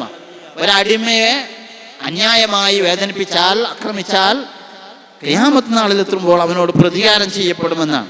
മറ്റൊരു ഹദീസിൽ നബി സല്ലല്ലാഹു അലൈഹി വസല്ലം തങ്ങൾ പറയുന്നുണ്ട്, ലാ യദ്ഖുലുൽ ജന്നത സയ്യിഉൽ മലക. അടിമകളോട് മോശമായി പെരുമാറുന്ന ഉടമ സ്വർഗത്തിൽ പ്രവേശിക്കൂല. ഇങ്ങനെ ഒരു അടിമസ്ഥ സിസ്റ്റം, സ്ലേവറി സിസ്റ്റം ലോകത്ത് എവിടെയെങ്കിലും നിങ്ങൾ കണ്ടിട്ടുണ്ടോ? ഇത് നേരത്തെ പറഞ്ഞതുപോലുള്ള ഒരു പ്രയോഗമാണ്. റസൂലുള്ളാഹി തങ്ങൾ അവരെ അബ്ദ് നല്ല വിളിക്കേണ്ടത് ഫതാത്ത് എന്ന് വിളിക്കണം, അല്ലെങ്കിൽ ഫത എന്ന് വിളിക്കണമെന്നാണ്. എൻ്റെ അനിയൻ, എൻ്റെ കൂട്ടുകാരൻ, എൻ്റെ ഇളയവൻ, എൻ്റെ മോൻ എന്ന് വിളിക്കാൻ പഠിപ്പിച്ച പദപ്രയോഗമാണ്. അങ്ങനെ ഒരു രാഷ്ട്രം എന്ന രീതിയിൽ ചിന്തിക്കുമ്പോൾ നമ്മൾ ഈ പറഞ്ഞ പോലെ യുദ്ധത്തിൽ അറസ്റ്റ് ചെയ്യപ്പെട്ട കുറേ ആളുകൾ, അന്ന് കുറേ ആളുകളെ അറസ്റ്റ് ചെയ്ത ചരിത്രം നമുക്ക് പറയാനില്ലെങ്കിലും യുദ്ധം എന്ന് പറയുന്നത് എല്ലാ കാലത്തും എപ്പോഴും ഉണ്ടാകാവുന്ന ഒരു യാഥാർത്ഥ്യമാണ്. നമ്മൾ നേരത്തെ പറഞ്ഞു, ലോറൻസ് എച്ച് കീലിയുടെ വാർ ബിഫോർ സിവിലൈസേഷൻ എന്ന് പറയുന്ന പുസ്തകത്തിൽ അദ്ദേഹം ആമുഖത്തിൽ തന്നെ പറയുന്നത്, ലോകത്ത് ഇന്നോളം നിലനിന്നിട്ടുള്ള 95% സമൂഹങ്ങളിലും യുദ്ധങ്ങൾ നടന്നുകൊണ്ടേയിരിക്കുന്നുണ്ടെന്നാണ്. അപ്പൊ യുദ്ധം നടന്നുകൊണ്ടിരിക്കാത്ത ഒരു സാഹചര്യം ഇല്ല. ഇന്ന് നമ്മളൊക്കെ ജീവിച്ചുകൊണ്ടിരിക്കുന്ന കാലത്ത് എനിക്കാകെ 40 വയസ്സ് തീർന്നിട്ടേ ഉള്ളൂ. 42ാമത്തെ വയസ്സിലാണ് ഞാനുള്ളത്. എൻ്റെ ഈ ചെറിയ പ്രായത്തിൽ ഞാൻ എത്ര യുദ്ധങ്ങളുടെ വാർത്തകൾ വായിച്ചു. ഈ ഇരിക്കുന്ന കൂട്ടുകാർ വലിയവരും ചെറിയവരും അവരുടെയൊക്കെ കൂട്ടത്തിൽ എത്ര യുദ്ധവാർത്തകൾ വായിച്ചു. യുദ്ധങ്ങളില്ലാത്തൊരു സമൂഹം കാണാൻ കഴിയില്ല. അപ്പോൾ അങ്ങനെയുള്ളൊരു സന്ദർഭത്തിൽ വാർ പ്രിസണേഴ്സായിട്ട് ഇന്ന് നമ്മുടെ രാജ്യം മറ്റൊരു രാജ്യത്തിനെ ആക്രമിച്ച് വാർ പ്രിസണേഴ്സായിട്ട് കുറച്ച് ആളുകളെ പിടിച്ചു എന്ന് സങ്കല്പിക്കുക. അവരെന്ത് ചെയ്യും? രാഷ്ട്രം തീറ്റിപ്പോറ്റണം, അതിന് ഭീകരമായ ജയിൽ വേണം, നമ്മുടെ പൊതുസമ്പത്തിൽ നിന്ന് വലിയ തോതിലുള്ള സമ്പാദ്യം ചെലവഴിക്കണം. അതിനു പകരം അവരോട് റസൂലുള്ളാഹി സ്വല്ലല്ലാഹു അലൈഹി വസല്ലം തങ്ങൾ പഠിപ്പിച്ചു തന്ന മാന്യമായ രീതിയിൽ പെരുമാറാനും അവർക്ക് വിദ്യാഭ്യാസം കൊടുക്കാനും പറ്റുന്ന ആളുകളെ അവരെ ഏൽപ്പിക്കുക. ഇതൊരു കാര്യം കൂടെ നോട്ട് ചെയ്യേണ്ട ഒരു കാര്യമാണ്. അവർക്ക് വിദ്യാഭ്യാസം കൊടുക്കുക എന്ന് പറയുന്നത്. അന്നത്തെ അടിമകളോട് അവർ പെരുമാറുന്നത് വേശ്യാലയങ്ങൾ നടത്താനാണ്. മദീനയിലേക്ക് റസൂലുള്ളാഹി സ്വല്ലല്ലാഹു അലൈഹി വസല്ലം തങ്ങൾ വന്നപ്പോൾ അബ്ദുല്ലാഹി ഇബ്നു ഉബൈ എന്ന് പറയുന്ന ഒരാൾ നബി തങ്ങളുടെ കൂടെ ചേർന്ന് ഞാൻ വിശ്വാസിയാണെന്ന് പറഞ്ഞ് നടക്കുകയാണെങ്കിലും മുനാഫിഖായ അവരുടെ കൂടെ നിന്ന് പരമാവധി ഈ സമൂഹത്തെ നശിപ്പിക്കാനുള്ള ശ്രമങ്ങൾ നടത്തിയിരുന്നു. അയാൾക്ക് കാര്യമായിട്ടുണ്ടായിരുന്ന ദേഷ്യം എന്തായിരുന്നു? അയാൾക്ക് 6 അടിമകളെ വെച്ചുള്ള ഒരു വേശ്യാലയം ഉണ്ടായിരുന്നു. ആ വേശ്യാലയം അങ്ങനെ അടിമകളെ വേശ്യപ്പണിക്ക് നിർബന്ധിക്കാൻ പാടില്ല, അങ്ങനെ ചെയ്യാൻ പാടില്ല, അത് തെറ്റാണ് എന്ന് ഇസ്ലാമിൻ്റെ നിയമം പ്രത്യക്ഷത്തിൽ മുസ്ലിമായി നടക്കുന്ന ആളത് അംഗീകരിക്കേണ്ടി വരും. അവസാനം അയാളുടെ അടിമകളുടെ കൂട്ടത്തിൽ മുആദ എന്ന് പറയുന്ന ഒരു ബീവി റളിയല്ലാഹു അൻഹ അവരെ ഇസ്ലാം സ്വീകരിച്ച് സ്വഹാബിനിയായി ഇസ്ലാമിന്റെ സൗന്ദര്യം കണ്ട് പെണ്ണുങ്ങളെ അല്ലെങ്കിൽ സ്ത്രീകളെ അടിമകളെ ഇങ്ങനെ വേശ്യപ്പണിക്ക് നിർബന്ധിപ്പിക്കാൻ പാടില്ല എന്ന് പറയുന്നൊരു തത്വം കണ്ടപ്പോ അടിമയാണെങ്കിലും ഉടമയാണെങ്കിലും ഒരു സ്ത്രീക്ക് ഒരേ ഒരാളോട് മാത്രമേ ലൈംഗിക ബന്ധം പാടൂ എന്ന കർശനമായ നിയമം റസൂലുള്ളാഹി തങ്ങൾ പഠിപ്പിച്ചപ്പോൾ അത് മുസ്ലിങ്ങൾ പാലിക്കുക എന്ന് പറയുന്ന ഒരു സാമൂഹിക സ്ഥിതിവിശേഷം അവിടെ രൂപപ്പെടുത്തിയപ്പോൾ ചില ആൾക്ക് ഹാലകി. അബ്ദുല്ലാഹി ബിൻ ഉബയ്യ് വളരെയധികം കഠിനമായി ആ സ്ത്രീയെ ദ്രോഹിച്ചു. അവർ പോയി അബൂബക്കർ റളിയല്ലാഹുവിനോട് പരാതി പറഞ്ഞു. അബൂബക്കർ റളിയല്ലാഹു തആല അൻഹു ഉടനെ റസൂലുള്ളാഹി സ്വല്ലല്ലാഹു അലൈഹി വസല്ലം തങ്ങളോട് വന്ന് പറഞ്ഞു. അവിടെ രാഷ്ട്രം ഭരണകൂടം നേരിട്ടിടപെട്ട് ആ സ്ത്രീയെ മോചിപ്പിക്കുകയാണ് ചെയ്തത്. ചരിത്രത്തിൽ തുല്യതയില്ലാത്ത ഒരു സിസ്റ്റത്തിന് അതോടുകൂടി പ്രഖ്യാപനം വന്നു. മുഖാത്തബ. ലോകത്ത് സ്ലേവറി സിസ്റ്റം നിലനിന്നിട്ടുള്ള ഒരു സമൂഹത്തിലും ഇല്ലാത്തൊരു സംഗതിയാണ് മുഖാത്തബ എന്ന് പറയുന്ന സിസ്റ്റം. മുഖാത്തബ എന്ന് പറഞ്ഞാൽ ഉടമയുമായി ഒരാൾക്ക് അടിമത്തത്തിൽ നിന്ന് മോചനം വേണമെന്ന് ആഗ്രഹമുണ്ടെങ്കിൽ ഉടമയുമായി എനിക്ക് നിശ്ചിത കാലം ഞാൻ നിങ്ങൾക്ക് സേവനം ചെയ്യാമെന്നോ അല്ലെങ്കിൽ നിശ്ചിത പണം തരാമെന്നോ എന്തെങ്കിലും ഒരു മൂല്യം വാഗ്ദാനം ചെയ്തുകൊണ്ട് അയാൾക്ക് അടിമത്തത്തിൽ നിന്ന് മോചനപത്രം എഴുതാം. ഈ മോചനപത്രത്തിന്റെ നിയമം ലോകത്തിൽ മറ്റൊരു സമുദായത്തിൽ ഉള്ളതിൽ നിന്ന് വ്യത്യസ്തമായി ഇവിടെ ഉണ്ടായിരുന്ന ഒരു സവിശേഷത എന്താണെന്ന് വെച്ചാൽ മോചനപത്രം എഴുതപ്പെട്ട ഒരാൾക്ക് പിന്നീട് ആ ഓണർക്ക് അതിൽ നിന്ന് ഒരു കാലത്ത് പിൻവാങ്ങാൻ അവകാശമില്ല എന്ന് മാത്രമല്ല, മുഖാത്തബയിൽ ഒപ്പുവെച്ച അന്ന് മുതൽ, ഇത്തിഫാഖ് ഉണ്ടായ അന്ന് മുതൽ ഇദ്ദേഹത്തെ സ്വതന്ത്രനായി പരിഗണിക്കണം. എന്നിട്ട് സ്വതന്ത്രനായ ആൾ ജോലി ചെയ്താലുള്ള കൂലി എന്താണോ അത് കൊടുക്കണം. ഓന്റെ വിയർപ്പ് ഉണങ്ങുന്നതിന് മുമ്പ് അവന് കൂലി കൊടുക്കണം എന്ന് റസൂലുള്ളാഹി സ്വല്ലല്ലാഹു അലൈഹി വസല്ലം തങ്ങൾ ഈ പ്രഖ്യാപിച്ച സന്ദർഭമുണ്ടായത് ഒരു അടിമയ്ക്ക് മുഖാത്തബ എഴുതിയതിന്റെ ശേഷം പിന്നീട് ഉടമസ്ഥൻ കൂലി കൊടുക്കുന്നില്ല എന്ന പരാതി റസൂലുള്ളാഹി തങ്ങളുടെ ഹദറത്ത് എത്തിയപ്പോഴാണ് എന്ന് ചരിത്രം റിപ്പോർട്ട് ചെയ്യുന്നുണ്ട്. എത്ര സുന്ദരമാണെന്ന് ആലോചിക്ക്. ഒരു അടിമത്ത മോചന പത്രത്തിൽ ഒപ്പിടുന്നതോടുകൂടി അയാൾ സ്വതന്ത്രനായി പരിഗണിക്കപ്പെടുന്നു. ആ മൂല്യം കൊടുത്തു തീരുന്നതോടുകൂടി പൂർണ്ണമായി അയാൾ സ്വതന്ത്രനാകുന്നു. എനിക്കതിന് കഴിയില്ല എന്ന് അയാൾ പറഞ്ഞാൽ ആ പറഞ്ഞ സന്ദർഭം മുതൽ ഭരണകൂടത്തിന്റെ ഉത്തരവാദിത്തമായി ബൈത്തുൽ മാലിൽ നിന്ന് പണമെടുത്ത് അയാളെ മോചിപ്പിക്കുന്നു. ലോകത്ത് ഏത് സിസ്റ്റത്തിലാണ് യുദ്ധ തടവുകാരനായി പിടിക്കപ്പെട്ട ഒരാൾക്ക് ഈ തരത്തിലുള്ള മോചനം വാഗ്ദാനം ചെയ്യപ്പെടുന്ന സിസ്റ്റം ഉള്ളത്? പരിശുദ്ധമായ ഇസ്ലാം അതിനുവേണ്ടി കുറേ വഴികൾ രൂപപ്പെടുത്തി. അതിലൊന്നാണ് നബി സല്ലല്ലാഹു അലൈഹി വസല്ലം തങ്ങൾ നമ്മെ പഠിപ്പിച്ച സക്കാത്തിന്റെ അവകാശികളായ 8 വിഭാഗത്തിൽ ഒരു വിഭാഗം നിങ്ങൾ സക്കാത്തിന്റെ ഒരു വിഹിതം, സക്കാത്ത് കൊടുക്കാൻ യോഗ്യനായ ഓരോരുത്തരുടെയും സക്കാത്തിന്റെ ഒരു വിഹിതം അവർ കൊടുക്കുന്നത് അടിമകളാക്കപ്പെട്ടവരുടെ മോചനത്തിന് വേണ്ടിയിട്ടാണ്. ഇതെന്തും മഹത്തായ ഒരു സിസ്റ്റമാണെന്ന് ആലോചിച്ച് നോക്ക്. നബി സല്ലല്ലാഹു അലൈഹി വസല്ലം തങ്ങൾ ഈ പഠിപ്പിച്ച ആ മാതൃകകൾ അവരെത്രത്തോളം, അതായത് ഒരാള് സയ്യിദന ഉമർ റളിയല്ലാഹുവിന്റെ കാലത്ത് ഒരു സംഭവമുണ്ട്. ഒരാള് ആ അടിമ അയാളുടെ യജമാനത്തിയുമായി മുഖാത്തബയിൽ ഏർപ്പെട്ടു. ഈ പറഞ്ഞതുപോലെ മുഖാത്തബയിൽ ഏർപ്പെട്ടാൽ അപ്പോൾ മുതൽ ലഭിക്കുന്ന സമ്പാദ്യങ്ങൾ ഇയാൾ എക്സ്ട്രാ സമയമൊക്കെ കഠിനാധ്വാനം ചെയ്ത് പുറത്തു പോയി ജോലി ചെയ്യാൻ ഇവർക്ക് അനുവാദമുണ്ട്. അതെല്ലാം ചെയ്ത് നിശ്ചയിച്ച ദിവസത്തിന് മുമ്പേ വലിയ തുക സംഘടിപ്പിച്ച് കൊണ്ടുവന്നു കൊടുത്തപ്പോൾ ആ യജമാനത്തി പറഞ്ഞു ഇവർക്ക് കുറച്ചു കാലം കൂടി ഇയാളെ അടിമയായിട്ട് തന്നെ വേണം. അപ്പോൾ ആ യജമാനത്തി പറഞ്ഞു, ഒരു കാര്യം ഞാൻ ഒരുമിച്ച് സ്വീകരിക്കൂല, മാസം തവണയായിട്ട് തന്നു തീർത്താൽ മതി, അത് ഞാൻ ഇത്ര വെച്ച് സ്വീകരിക്കുള്ളൂ എന്ന് പറഞ്ഞു. അടിമയാണെന്ന് പറഞ്ഞ മുഖാത്തബ ഈ കരാർ എഴുതിയ ആ ആള് നേരെ ഉമർ റളിയല്ലാഹുവിന്റെ അടുത്ത് പോയി പരാതി പറഞ്ഞു. ഉമർ റളിയല്ലാഹു പറഞ്ഞു, അത് ബൈത്തുൽ മാലിൽ വെച്ചോ, നിങ്ങൾ പോയിക്കോ, നിങ്ങൾ സ്വതന്ത്രനാണ് എന്ന് പറഞ്ഞു. എന്നിട്ട് ആ യജമാനത്തിയോട് വിളിച്ചു പറഞ്ഞു, എന്ത്, ഇവിടെ ഉണ്ട് നിങ്ങൾക്ക് കെട്ടേണ്ട പണം, അത് തവണയായിട്ട് വേണമെങ്കിൽ അങ്ങനെ സ്വീകരിച്ചോ, ഒരുമിച്ച് വേണമെങ്കിൽ അങ്ങനെ സ്വീകരിച്ചോ, മാസത്തിൽ വേണമെങ്കിൽ അങ്ങനെ സ്വീകരിച്ചോ, സ്വീകരിക്കേണ്ടെന്ന് വെക്കുകയാണെങ്കിൽ അങ്ങനെ സ്വീകരിച്ചോ. ഇതാണ് ഇസ്ലാം. ലോകത്തെ ഏത് സ്ലേവറി സിസ്റ്റത്തിലാണ് ഇങ്ങനെ ഒരു ഫ്രീഡം ഓഫർ ചെയ്യപ്പെട്ടിട്ടുള്ളത്? അതുകൊണ്ട് ഈ ബഹുമാനപ്പെട്ട സൽമാൻ തങ്ങളെ കഥ നമുക്കറിയാം. സൽമാനുൽ ഫാരിസി റളിയല്ലാഹു അൻഹു അടിമത്തത്തിൽ നിന്ന് മോചിപ്പിക്കരുത് എന്ന് ഉടമക്ക് നിർബന്ധമുണ്ട്. എന്നാലോ മുഖാത്തബ എഴുതാനുള്ള ആഹ്വാനം വന്നു കഴിഞ്ഞപ്പോൾ ഒരാൾ മോചനം പ്രതീക്ഷിച്ചു കഴിഞ്ഞാൽ, ആഗ്രഹിച്ചു കഴിഞ്ഞാൽ ആ മുഖാത്തബ കൊടുത്തോളം എന്നാണ് ഇസ്ലാമിന്റെ നിയമം എന്ന് പറഞ്ഞപ്പോൾ എഴുതാതിരിക്കാനും വയ്യ. അങ്ങനെ അദ്ദേഹം ഒരു ഷർത്ത് വെച്ചു. എന്താണ്? 300 ഈത്തപ്പനകൾ നട്ട് അത് വളർന്ന് അത് കുലച്ച് അതിൽ നിന്ന് വിളവ് കിട്ടണം. അതിന് പുറമെ 400 ഊക്കിയ സ്വർണം വേണം. അന്നത്തെ ഒരു കണക്കാണ്. ഒരു ഊക്കിയ എന്ന് പറഞ്ഞാൽ ഏകദേശം ഇന്നത്തെ ഒരു 2 പവന്റെ അടുത്ത് വരും. ഇത്രയാണ് മനസ്സിലാക്കിയിട്ടുള്ളത്. കറക്റ്റ് എനിക്ക് ഓർമ്മയില്ല. ഏതായാലും 400 ഊക്കിയ സ്വർണം വേണം. റസൂലുള്ളാഹി തങ്ങൾ പറഞ്ഞു 400 ഊക്കിയ സ്വർണം അത് നമുക്ക് സംഘടിപ്പിക്കാം, പ്രശ്നമാക്കണ്ട. നബി തങ്ങൾ അങ്ങനെ പറഞ്ഞതോടുകൂടി പലരും അതിലേക്ക് സംഭാവന ചെയ്തു എന്ന് ചില റിവായത്തുകളും, നേരത്തെ അവിടത്തേക്ക് വന്നതിൽ നിന്ന് അവിടുന്ന് ഈ ബൈത്തുൽ മാലിൽ നിന്ന് എടുത്തു കൊടുക്കുകയാണ് ചെയ്തതെന്ന് വേറെ റിവായത്തുകളും കാണാം. അതിൻ്റെ പുറമെ നബി തങ്ങൾ സ്വഹാബികളെ എല്ലാവരെയും വിളിച്ചുകൂട്ടി. അവര് അവിടെ 300 ഈത്തപ്പനകൾ നടാനുള്ള കുഴികളെടുത്തു. അവിടുന്ന് അവിടുത്തെ ഷറഫാക്കപ്പെട്ട കൈകൊണ്ട് തന്നെ ഓരോ തൈ നട്ടു. അതിൻ്റെ മുഴുജിസത്ത്, അതിൻ്റെ ബറക്കത്ത് തൊട്ടടുത്ത വർഷം അത് കായ്ച്ചു. സൽമാൻ റളിയല്ലാഹു അൻഹു മോചിതനായി. രാഷ്ട്രത്തിന്റെ നേതാവാണ് നമ്മൾ മനസ്സിലാക്കണം. ഇവിടെ നബി സല്ലല്ലാഹു അലൈഹി വസല്ലം തങ്ങൾ പറഞ്ഞു, നമ്മൾ ഏതെങ്കിലും ഒരു കുടുംബത്തിൽ ഒരാളെ മോചിപ്പിക്കാൻ വേണ്ടി ഇറങ്ങിയ ഏതെങ്കിലും ഒരു കുടുംബനാഥനല്ല. ഇസ്ലാമിക റിപ്പബ്ലിക്കിന്റെ പരമോന്നതനായ നേതൃത്വം ഒരടിമയെ മോചിപ്പിക്കാൻ വേണ്ടി 300 തൈ നടാൻ ഇറങ്ങി വരുന്നു എന്ന് പറയുന്നിടത്തു നിന്നാണ് മുസ്ലിം സമൂഹം മാതൃക പഠിക്കുന്നത്. ഇതാണ് ലഖദ് കാന ലക്കും ഫീ റസൂലില്ലാഹി ഉസ്വത്തുൻ ഹസന.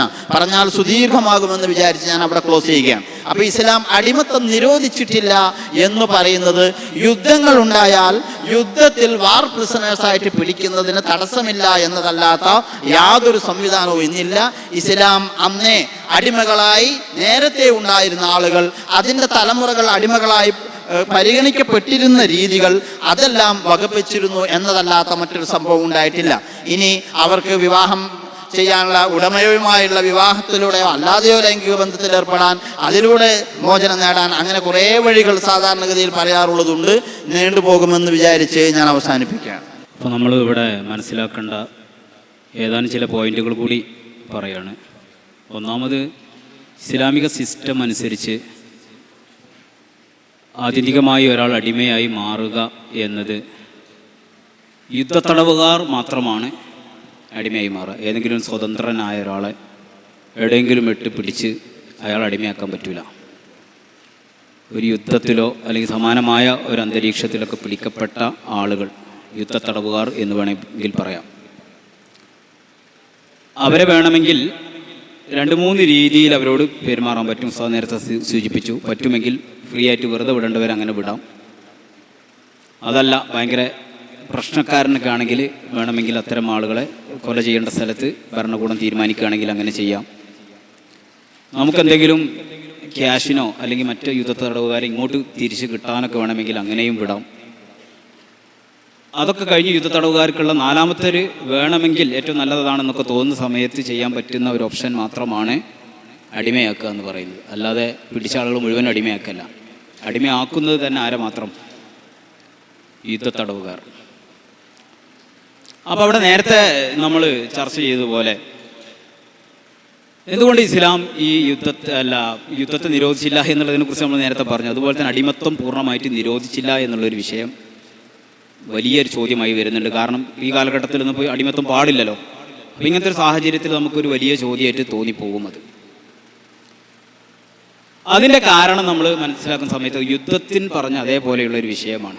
ഒരർത്ഥത്തിൽ ഇസ്ലാം അടിമത്വം നിരോധിച്ചിട്ടുണ്ട്, എന്നാൽ മറ്റൊരു അർത്ഥത്തിൽ നിരോധിച്ചിട്ടില്ല എന്നുള്ളതുമാണ് അവിടെയുള്ള യാഥാർത്ഥ്യം. അതെങ്ങനെയെന്ന് പരിശോധിക്കുകയാണെങ്കിൽ, ഇസ്ലാം അല്ലെങ്കിൽ ഇസ്ലാമിക ഭരണകൂടം പറഞ്ഞാൽ അനുസരിക്കുന്ന മുൽത്തസിമുൽ അഹ്കാം എന്നൊക്കെ പറയും, അവർക്കിടയിൽ അടിമത്വം നിരോധിച്ചിട്ടുണ്ട്. ഇസ്ലാം പറഞ്ഞാൽ അനുസരിക്കുന്ന ആളുകളാണ് 2 മുസ്ലിങ്ങൾ. ഒരു മുസ്ലിം മറ്റൊരു മുസ്ലിമിനെ, മുസ്ലിം ആയതിൻ്റെ ശേഷം ഒരു മുസ്ലിമിനെ ഒരു കാരണവശാലും അടിമയാക്കാൻ പാടില്ല. 2 ആളും ഇസ്ലാം പറഞ്ഞാൽ കേൾക്കുന്ന ആൾക്കാരാണ്. ഇസ്ലാമിക ഭരണകൂടത്തിൻ്റെ കീഴിലുള്ള 2 പൗരന്മാർ, അത് മുസ്ലിമോ ആവട്ടെ, ഒരാൾ മറ്റൊരാളെ അടിമയാക്കാൻ പാടില്ല. 2 ആളും പറഞ്ഞാൽ കേൾക്കുന്ന ആളുകളാണ്. മുസ്ലിം രാഷ്ട്രവും മറ്റൊരു രാഷ്ട്രവും കരാറിലായാൽ അതിൻ്റെ കരാറിൽ അങ്ങോട്ടും ഇങ്ങോട്ടും യുദ്ധമോ അടിമത്തോ പാടില്ല എന്ന് പറഞ്ഞാൽ അവിടെയും പാടില്ല. ആഗോള അല്ലെങ്കിൽ ഭൂമി മുഴുവനും ഇസ്ലാമിക ഭരണത്തിൻ്റെ കീഴിൽ വരികയാണെങ്കിൽ, ഇസ്ലാമിക നിയമത്തിൻ്റെ കീഴിലാകുന്ന സമയത്ത് അവിടെയും ഒരാളെ അടിമയാക്കാൻ പാടില്ല. യുദ്ധം പോലെ തന്നെ ഈ പറഞ്ഞ സ്ഥലത്തൊന്നും ഒരാൾ മറ്റൊരാളോട് യുദ്ധം ചെയ്യാൻ പാടില്ല. അതല്ലാതെ ഇസ്ലാമോ അല്ലെങ്കിൽ ഇസ്ലാമിക ഭരണകൂടമോ പറഞ്ഞാൽ അനുസരിക്കാത്ത വിഭാഗവുമായിട്ടാണ് സാധാരണ ഈ അടിമത്തവും യുദ്ധമൊക്കെ നടക്കുക. നല്ലോണം ശ്രദ്ധിക്കണം. അപ്പോൾ നമ്മൾ യുദ്ധം ചെയ്യൂല എന്ന് പറഞ്ഞ് നിന്നോട് കാര്യമില്ല. പുറത്തുള്ളവർ നമ്മളോട് ഇങ്ങോട്ട് യുദ്ധം ചെയ്യും. അപ്പോൾ നമ്മൾ അതിനെ പ്രതിരോധിക്കുകയും ചിലപ്പോൾ ആക്രമിക്കുകയൊക്കെ ചെയ്യേണ്ടി വരും. ആ ഒരു പ്രതിരോധത്തിൻ്റെ ഭാഗമായിട്ടുള്ള ആക്രമണം. അതേപോലെ നമ്മിൽപ്പെട്ട ആരെയും എപ്പോഴും പിടിച്ചു കൊണ്ടുപോയി അടിമയാക്കാനുള്ള ഒരു സാഹചര്യം നിലനിൽക്കുന്ന സമയത്ത് നമുക്കും അങ്ങനെ ആവശ്യം വരികയാണ്. ഞാൻ പറഞ്ഞല്ലോ, നിർബന്ധമൊന്നുമല്ല, സുന്നത്തുമല്ല, ഒരു ഒരു ഒരു ഓപ്ഷൻ അവിടെ നിലനിർത്തിയിരിക്കുകയാണ്. നമ്മിൽ നിന്ന് പലരെയും പിടിച്ചു കൊണ്ടുപോവുകയാണെങ്കിൽ അവരിൽ നിന്ന് നമുക്ക് പിടിക്കാൻ പറ്റുന്ന ഒരു സാഹചര്യം അവിടെ നിലനിർത്തിയിരിക്കുകയാണ്. ഇത്ര മാത്രമാണുള്ളത്. അപ്പോൾ നമ്മളും സാധാരണഗതിയിൽ അടിമത്തൊക്കെ രൂപപ്പെടുക ആ ഒരു മേഖലയിലാണ് എന്നും പറഞ്ഞു. നമ്മൾ പറയുന്ന നിയമങ്ങൾ അനുസരിക്കുന്നവരും അനുസരിക്കാത്തവരും തമ്മിൽ നടക്കുന്ന വിഷയങ്ങളിൽ, ഇപ്പോൾ പാകിസ്ഥാന് വേണ്ടി നമ്മൾ ഇന്ത്യക്കാരെ നിയമം ഉണ്ടാക്കിയിട്ടോ ഭരണഘടന ഉണ്ടാക്കിയിട്ടോ കാര്യമുണ്ടോ? ഇല്ല. അതുപോലെയാണ് അവർ അടിമയാക്കരുത് എന്നോ അവർ യുദ്ധം ചെയ്യരുത് എന്നോ നമ്മൾ പറഞ്ഞിട്ട് കാര്യമില്ല. ഏറ്റവും ചുരുക്കി നമ്മൾ അവർ കരാറിലാവുമെങ്കിലും വേണം, അല്ലെങ്കിൽ നമ്മുടെ ഭരണത്തിൻ്റെ കീഴിലാകുമെങ്കിലും വേണം. ഇങ്ങനെ ഏതെങ്കിലുമൊക്കെ വരികയാണെങ്കിൽ പരസ്പരം ഇതൊന്നും പാടില്ല, യുദ്ധം പാടില്ല.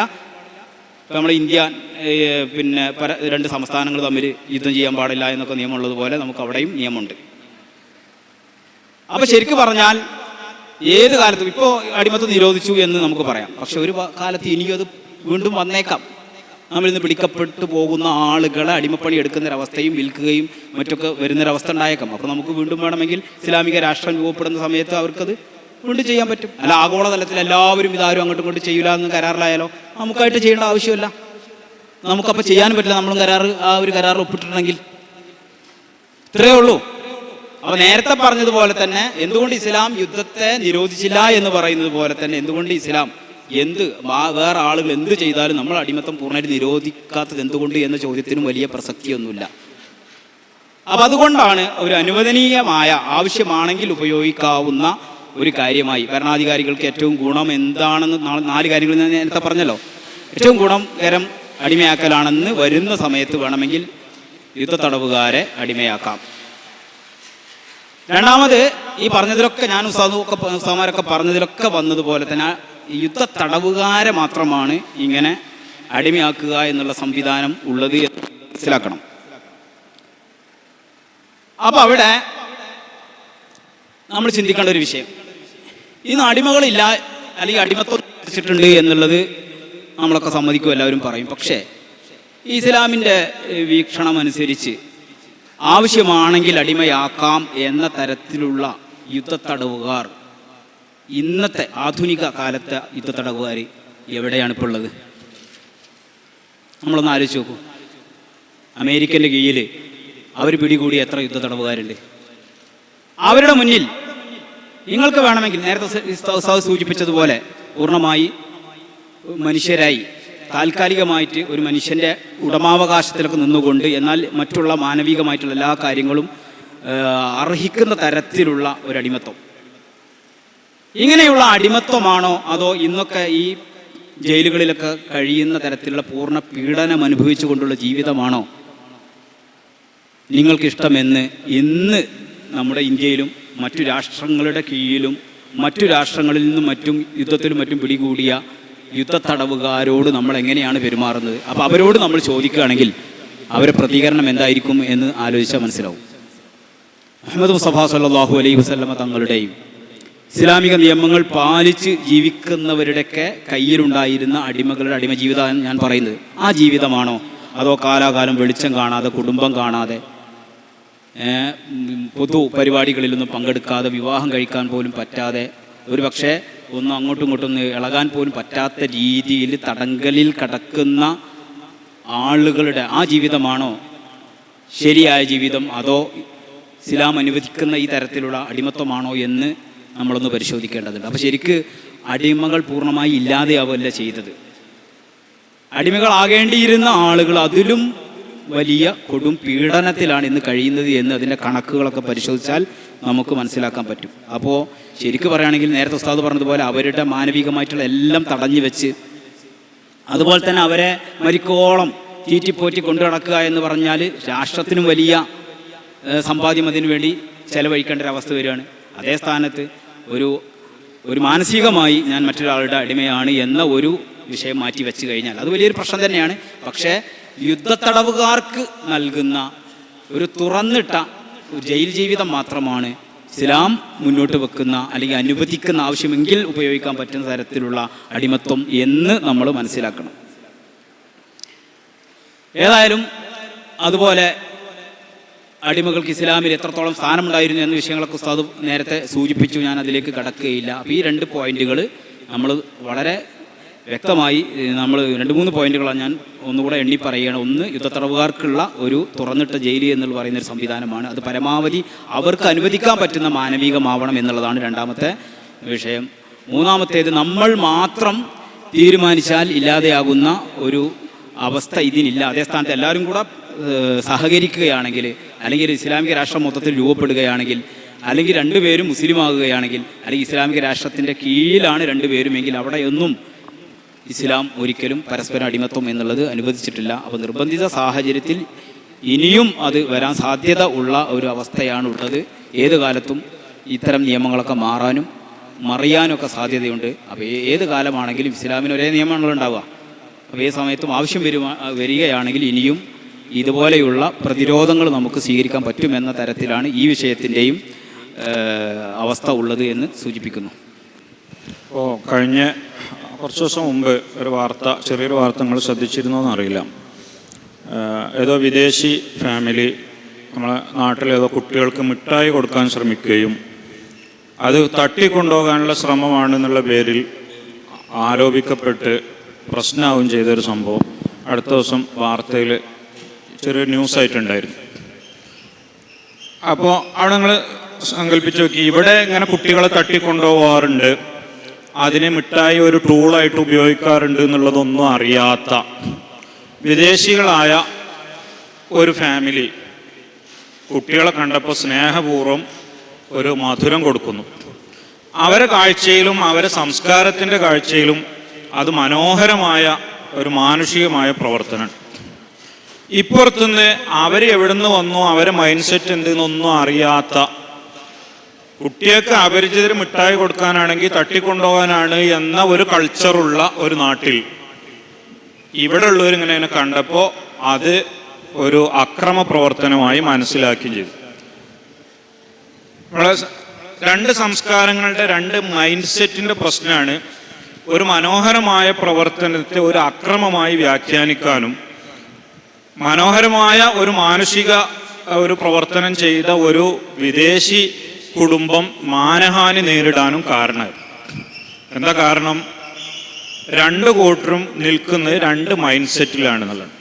പലപ്പോഴും ഇസ്ലാമിനെതിരെ വരുന്ന ഇത്തരത്തിലുള്ള അല്ലെങ്കിൽ പ്രവാചക തിരുമേനി സ്വല്ലല്ലാഹു അലൈഹി വസല്ലം തങ്ങളുടെ ഇപ്പം നമ്മൾ കണ്ടു അടിമത്തത്തിൻ്റെ കാര്യത്തിലടക്കം അവിടുത്തെ പാഠങ്ങൾ എത്ര, അതിനെ നമ്മൾ ആ ഒരു ആംഗിളിൽ വായിച്ച് എത്ര മനോഹരമാണ്. എന്നാൽ അതേ സാധനം മറ്റൊരു രീതിയിൽ മറ്റൊരു സംസ്കാരത്തിൻ്റെ കണ്ണിലൂടെ കാണുമ്പോൾ അല്ലെങ്കിൽ മറ്റൊരു മൈൻഡ് സെറ്റിൽ നിന്ന് കാണുമ്പോൾ അവർക്ക് അത് ഉൾക്കൊള്ളാൻ കഴിയാത്ത ഒരു പ്രവർത്തനം തോന്നും. സത്യത്തിൽ ഇവിടെ തിരുത്തേണ്ടത് ആരാണ്? ഇനി ഈ കുടുംബം ഒരു കുട്ടികൾക്കും എവിടെ നിന്നും മധുരം കൊടുക്കാതിരിക്കുകയാണോ വേണ്ടത്? അതല്ലെങ്കിൽ അതിനെ നേരത്തെ പറഞ്ഞ പോലെ സമഗ്രമായി അതിൻ്റെ ഒരു മൈൻഡ് സെറ്റ് മനസ്സിലാക്കണോ വേണ്ടത്? ആ കുടുംബം ഓല സേഫ്റ്റിക്ക് ഇനി എവിടെ നിന്നും കൊടുക്കാതിരിക്കുക എന്നുള്ളതല്ല പറഞ്ഞു. മനുഷ്യരുടെ കൂട്ടത്തിൽ നിന്ന് ഇങ്ങനെ ഒരു സ്നേഹത്തിൻ്റെ ഗസ്റ്റർ എടുത്തു പോവുകയാണോ വേണ്ടത്? അതല്ലെങ്കിൽ മനുഷ്യരെ കുറച്ചുകൂടി മനസ്സിലാക്കുന്ന വിധത്തിലേക്ക് എല്ലാവരും മാറണോ വേണ്ടതെന്ന് ഞാൻ ചോദിച്ചു. അപ്പം ഇത് എല്ലായിടത്തും പ്രശ്നമുണ്ട്. നമ്മളൊക്കെ ജീവിതത്തിൽ സംഭവിക്കുന്നുണ്ട്. നമ്മളെപ്പോഴും മറ്റുള്ളവരെ പ്രവർത്തനങ്ങളെ മറ്റുള്ളവരെ സംസ്കാരങ്ങളെ കാണുക നമ്മുടെ അനുഭവത്തിൻ്റെ കണ്ണിലൂടെയാണ്. അതുകൊണ്ടാണ് നമ്മൾ അനുഭവിക്കാത്ത ജീവിതങ്ങളെല്ലാം നമുക്ക് കെട്ടുകഥകളാണെന്ന് ബെന്യാമിൻ്റെ കോട്ട് ഏറ്റവും പ്രസക്തമായിരിക്കുന്നത്. ഇന്നത്തെ ഭാഷയിൽ പറഞ്ഞാൽ നമ്മൾ അനുഭവിക്കാത്ത ജീവിതങ്ങളെല്ലാം നമുക്ക് തള്ളുകളാണ്. അങ്ങനെയുള്ളൂ. നമ്മൾ അനുഭവിക്കാത്ത ജീവിതങ്ങളെല്ലാം നമുക്ക് തള്ളുകളായി തോന്നാനുള്ള കാരണം എന്താ? അത് നമുക്കത് മനസ്സിലാകുന്നില്ല മറ്റൊരാളുടെ അനുഭവം. നമ്മൾ ഏത് കാര്യത്തെയും നമ്മളെ അനുഭവത്തിൽ അങ്ങനെ ഉണ്ടാകുമോ എന്നുള്ളൊരു ചിന്തയിൽ നിന്ന് അല്ലെങ്കിൽ അങ്ങനെ ആയിരിക്കൂലേ എന്നുള്ള ഒരു രീതിയിൽ നിന്ന് കാണാം. അപ്പം ഇത് ഇസ്ലാമിനെതിരായ തിരുനബി സല്ലല്ലാഹു അലൈഹി വസല്ലം തങ്ങൾക്കെതിരായ ഒരുപാട് വിഷയങ്ങളിൽ ഇതാണ് വർക്ക് എന്ന് നമുക്ക് കാണാൻ പറ്റും. ഇപ്പോൾ ഞാനിങ്ങനെ വെറുതെ ഓർക്കുക, കൊല്ലത്തിരിക്കുമ്പോൾ ഞാൻ BEdന് വേണ്ടി ഇവിടെ നമ്മുടെ മൈലാപ്പൂർ BEd എഴുതിയിരുന്നു. അപ്പോൾ അന്ന് ഞങ്ങളുടെ കൂട്ടത്തിലെ ഒരാളുടെ കല്യാണം കഴിഞ്ഞ് എൻ്റെ കൂട്ടത്തിൽ തന്നെയുള്ള ഒരു ബുഖാരിയുടെ കല്യാണം കഴിഞ്ഞ് കോളേജിലെത്തിയപ്പോൾ പ്രിൻസിപ്പൽ വെറുതെ പരിചയപ്പെട്ടുകൊണ്ട് കല്യാണമൊക്കെ കഴിഞ്ഞില്ലേ, വൈഫ് എന്താ പഠിക്കണേ, എന്താ പഠിച്ചെന്തോ ചോദിച്ചു. അപ്പോൾ അവൻ പറഞ്ഞു +2 കഴിഞ്ഞാണ് എന്ന് പറഞ്ഞു. അപ്പോൾ ഒരു 10-15 കൊല്ലം മുമ്പ് മലബാറിൽ +2 കഴിഞ്ഞാൽ, ഇപ്പോഴും +2 കഴിഞ്ഞാൽ നല്ലൊരു പറ്റം കെട്ടിക്കും, അന്ന് എന്തായാലും +2 കഴിഞ്ഞാൽ കല്യാണപ്രായമായി കെട്ടിക്കും. അതിൻ്റെ ശരിതെറ്റി എന്നുള്ള മറ്റൊരു ഇതിക്കല്ല ഞാൻ പോണത്. പ്രിൻസിപ്പൽ ഞെട്ടിയിട്ട് ഇങ്ങനെ നോക്കി, +2 കഴിഞ്ഞ കുട്ടിയോ? അതിൻ്റെ കാഴ്ചയിൽ അതൊരു നോൺ മുസ്ലിം ആയിട്ടുള്ള ഒരു ലേഡിയാണ്, കുറച്ച് പ്രായമുള്ളത്. അത് ഇവിടുത്തെ ഒരു പശ്ചാത്തലത്തിൽ നിന്ന് അവർ ചിന്തിക്കുമ്പോൾ എന്തൊരു മോശം എന്നുള്ളവർക്കാണ് അത് പ്രതികരിക്കുന്നത്. അങ്ങനെയാണ് പറയാൻ വയ്യല്ലോ. കാരണം ഒരു +2 കഴിഞ്ഞ ഒരു ചെറിയ കുട്ടീനെ പറ്റി കെട്ടി എന്നുള്ളവർക്കാണ് ഓര് നോക്കുന്നത്. അതേസമയം ഇനി തിരിച്ച് ചിന്തിക്കുക, ഇദ്ദേഹത്തിൻ്റെ പ്രായമുള്ള ഒരു 26 വയസ്സുള്ള ഒരു പെൺകുട്ടി ഒരു 25 കൊല്ലം മുമ്പ് മലബാറിൽ ഇങ്ങനെ എന്താണ് കല്യാണം കഴിഞ്ഞ് ചെല്ലാറിഞ്ഞാൽ ആൾക്കാർ അതിനെ വേറൊരു കണ്ണുകൂടെ കാണാം. ഇതെന്താ ഈ പെണ്ണ് എപ്പോഴും കല്യാണം ശരിയാക്കാൻ എന്തെങ്കിലും കുഴപ്പമുണ്ടാവുന്ന കാണാം. ഇതിൻ്റെ ഒന്നും ശരിതെറ്റുകളല്ല ഞാൻ പറഞ്ഞത് നമ്മൾ ഒരു കാര്യത്തെ മനസ്സിലാക്കുന്ന, ഒരു കാര്യം മോശമായിട്ടും നല്ലതായിട്ടും മനസ്സിലാക്കുന്നത് നമ്മളെ അനുഭവത്തിൽ നിന്നാണ്. അപ്പോൾ തിരുമേനി സല്ലല്ലാഹു അലൈഹി വസല്ലം വിവാഹം കഴിച്ച ഒരു കഥ പറയുമ്പോൾ നമ്മളെ മനസ്സിൽ വരുന്നത് നമ്മൾ വിവാഹം കഴിക്കുമ്പോഴുള്ള മൈൻഡ് സെറ്റാണ്.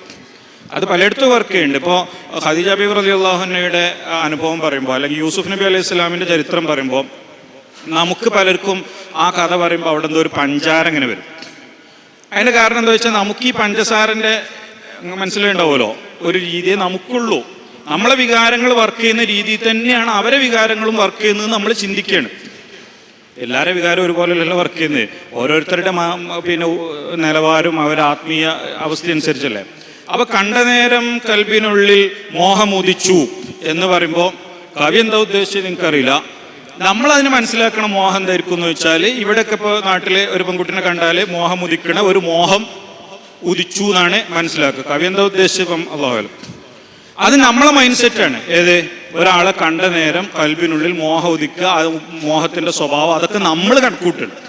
ശരിക്കും ഖദീജ ബീവിയുടെ ചരിത്രം നോക്കിയാൽ അവിടത്തേക്ക് നേരത്തെ തന്നെ ഇത് നബിയാണെന്നുള്ള ചില സൂചനകളൊക്കെ കിട്ടിയതിൻ്റെ അടിസ്ഥാനത്തിലുള്ള മറ്റൊരു ആത്മീയമായ ആഗ്രഹമാണ് അവിടത്തേക്ക് നേരത്തെ ഉള്ളത്. അപ്പോൾ നോക്കൂ നമ്മളതിനെ മനസ്സിലാക്കി എങ്ങനെയെന്നുള്ള ഈ പ്രശ്നം. അപ്പോൾ നമ്മളൊരാളെ കല്യാണം കഴിച്ചു, ഒരാൾ 4 കല്യാണം കഴിച്ചു പറഞ്ഞാൽ ആൾ ശരിയില്ല എന്ന് മനസ്സിലാക്കുന്നത് നമ്മളെ മൈൻഡ് സെറ്റിൽ നിന്ന്.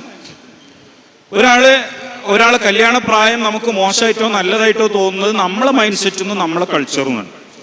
അവിടെയാണ് നമ്മൾ ഒരു കാര്യത്തെ അതിൻ്റെ കൾച്ചറിൽ കാണണം. ഈവൻ പ്രായം പോലും ഇപ്പോൾ പിന്നെ നമ്മുടെ നാട്ടിൽ ഇപ്പോഴും ഈ പിന്നെ ഒരു 10-12 വയസ്സായ കുട്ടി അല്ലെങ്കിൽ പിന്നെ 18 വയസ്സായ കുട്ടി എന്ന് പറഞ്ഞാൽ എപ്പോഴും ചെറിയ എലുമ്പൻ ഇതായിരിക്കും. പല നാട്ടിലെയും ആളുകളുടെ ശരീര വളർച്ച പറഞ്ഞാൽ വളരെ വ്യത്യസ്തമാണ്. അപ്പോൾ നമ്മൾ 11 വയസ്സ് മുതൽ അല്ലെങ്കിൽ നമ്മളൊരു 18 വയസ്സ് എന്നൊക്കെ പറയുമ്പോൾ നമ്മളെ മനസ്സിൽ വരുന്ന ഒരു ചിത്രം നമ്മളെ പെരയിലുള്ള ആ ചെറിയ എലുമ്പൻ കുട്ടീൻ്റെ രൂപമായിരിക്കും. വസ്തുതയിൽ അത് ഒരു വലിയ ആളായിരിക്കും.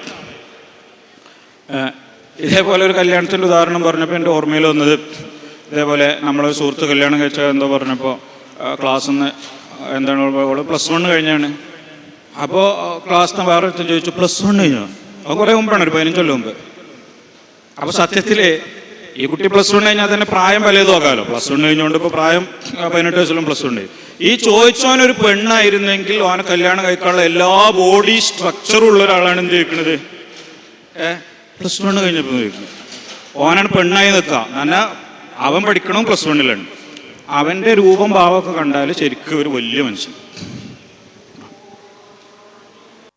നമ്മളെ സംസ്കാരത്തിൻ്റെ മൈൻഡ് സെറ്റിൽ നിന്ന് മറ്റൊന്നിനെ കാണാൻ ശ്രമിക്കുമ്പോൾ ഉണ്ടാകുന്ന തെറ്റുധാരണകൾ സത്യത്തിൽ നമ്മളെ പ്രശ്നമാണ്. നമുക്ക് ആ കൾച്ചർ മനസ്സിലായില്ല, അല്ലെങ്കിൽ അവരുടെ കാലത്തെ മനസ്സിലായില്ല എന്നുള്ളതിൻ്റെ പ്രശ്നമാണ്. ഇപ്പോൾ തിരുനബി സല്ലല്ലാഹു അലൈഹി വസല്ലം തങ്ങളുടെ ജീവിതത്തിൽ ഇപ്പോൾ ഫാത്തിമ ബീവി റളിയല്ലാഹു അൻഹയായിട്ടുള്ള ബന്ധം, അവിടുത്തെ ബന്ധം എന്ന് പറഞ്ഞാൽ നമുക്കറിയാം, ചരിത്രം പഠിക്കുന്നവർക്കറിയാം, ഇത് ഭയങ്കരമായ ഒരു ഉപ്പയും മകളും എന്നുള്ള ഏറ്റവും മനോഹരമായ ഭയങ്കരമായ ഇമോഷണൽ തന്നെ അത്രയും ഇമോഷണൽ അറ്റാച്ച്മെൻ്റ് ഉള്ള ഒരു ബന്ധം. റസൂലുള്ള ഏത് യാത്ര പോകുമ്പോഴും വരുമ്പോഴും ഫാത്തിമ ബീവിനെ കണ്ടിട്ടാണ് പോവുക സല്ലല്ലാഹു അലൈഹി വസല്ലം. അതുപോലെ പിന്നെ റസൂലുള്ളാഹിനെ വിളിച്ച് ഉമ്മു അബീഹ, റസൂലുള്ള സ്വന്തം പിതാവിൻ്റെ മാതാവ് എന്നാണ് ഫാത്തിമ ബീവിൻ്റെ സ്ഥാനപ്പേര് ഒരിക്കൽ വിളിച്ചത്. കാരണം പിതാവിന് റസൂലുള്ളാഹിക്കൊരു ഉമ്മാനെ പോലെ കെയർ കൊടുത്തിരുന്ന ഒരു മകൾ. അത്ര മനോഹരമായ ഒരു ഫാത്തിമ ബീവിൻ്റെ ഓരോ വേദനയും റസൂലുള്ളാഹിൻ്റെ വേദനയായിരിക്കുന്ന അത്രയും അടുത്തൊരു ബന്ധം. സത്യത്തിൽ 2 ശരീരമാണെങ്കിലും ഒരു മനസ്സായിരിക്കുന്ന ഒരു ബന്ധമാണ്. അതുകൊണ്ടല്ലേ ഫാത്തിമ ബീവി വഫാത്തായത്, റസൂലുള്ള വഫാത്ത് എത്ര ചെറുപ്പത്തിൽ വഫാത്തായത്. റസൂലുള്ള വഫാത്തായ ശേഷം അവർ പിന്നെ സജീവമായ ഒരു ജീവിതത്തിലേക്ക് വന്നിട്ടില്ല. കുറഞ്ഞ മാസങ്ങൾ കൊണ്ട് അതിൻ്റെ എന്തായി എന്നാൽ റസൂലുള്ള വഫാത്തായതുകൊണ്ട് ഫാത്തിമ ബീവി മെൻ്റലി അവരും എന്തായി വഫാത്തായി. പിന്നെ അവർ കുറച്ചു കാലം കൂടി അവരുടെ ശരീരം ഇങ്ങനെ ജീവിച്ചു. അതിൻ്റെ ഒരു വേദന അല്ലെങ്കിൽ അതിൻ്റെ ഒരു എഫക്റ്റിൽ നിന്ന് മുക്തയാകാതെ അവർ കുറഞ്ഞ മാസം കഴിഞ്ഞപ്പോഴേക്കും അവർ വഫാത്തായി. ചെറിയ കുട്ടിയറിഞ്ഞ വളരെ ചെറുപ്പക്കാരിയല്ലേ ശരിക്കും. അപ്പം അങ്ങനെയുള്ള ഇമോഷണലായിട്ടുള്ള ഒരു ഫാത്തിമ ബീവി. ഈ ഫാത്തിമാവിൻ്റെ ജീവിതത്തിലെ 2 സംഭവങ്ങൾ ഞാൻ പറയാം. നിങ്ങൾക്കൊക്കെ അറിയണ തന്നെ. ഒന്ന്, ഞാനൊരു 10-12 വയസ്സുള്ളപ്പോൾ റിയാസ് സാലിഹ് ഉസ്താദ് രോഹിത് വന്നപ്പോൾ ആണ് ആദ്യം ആ ചരിത്രം കേട്ടത്. ഫാത്തിമ ബീവി ഇങ്ങനെ അടുക്കളയിൽ മറ്റേ പഴയ കാലത്ത് അരക്കാൻ ഉപയോഗിക്കുന്ന ആട്ടുകല്ല് എന്ന് പറഞ്ഞ സാധനം തിരിച്ചിട്ട് കൈയൊക്കെ മുറിവായി ഇടങ്ങാറായിട്ട് ഇരിക്കുമ്പോഴാണ് റസൂലുള്ളാഹിന്റെ അടുത്ത് സ്വല്ലല്ലാഹു അലൈഹി വസല്ലം കുറച്ച് അടിമകൾ സേവകരായിട്ട് ഉപയോഗിക്കാൻ പറ്റിയ അടിമകൾ വന്നിട്ടുണ്ട്. അതുപോലെ നേരത്തെ പറഞ്ഞ പോലെ പലർക്കായിട്ട് ജയിലിലിടുന്നതിന് പകരം പലർക്കും ഉള്ള ഇതിന് വിട്ടുകൊടുക്കും, ജോലിക്ക് വിട്ടുകൊടുക്കുകയാണ് ചെയ്യാം. അപ്പോൾ എന്ന വിവരം കിട്ടുന്നത്.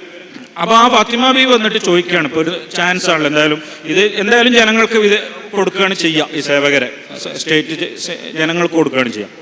അപ്പോൾ എനിക്കൊരു സഹായിയെ കിട്ടുമോ എന്ന് ഫാത്തിമ ബീവി വന്നിട്ട് ചോദിക്കണം.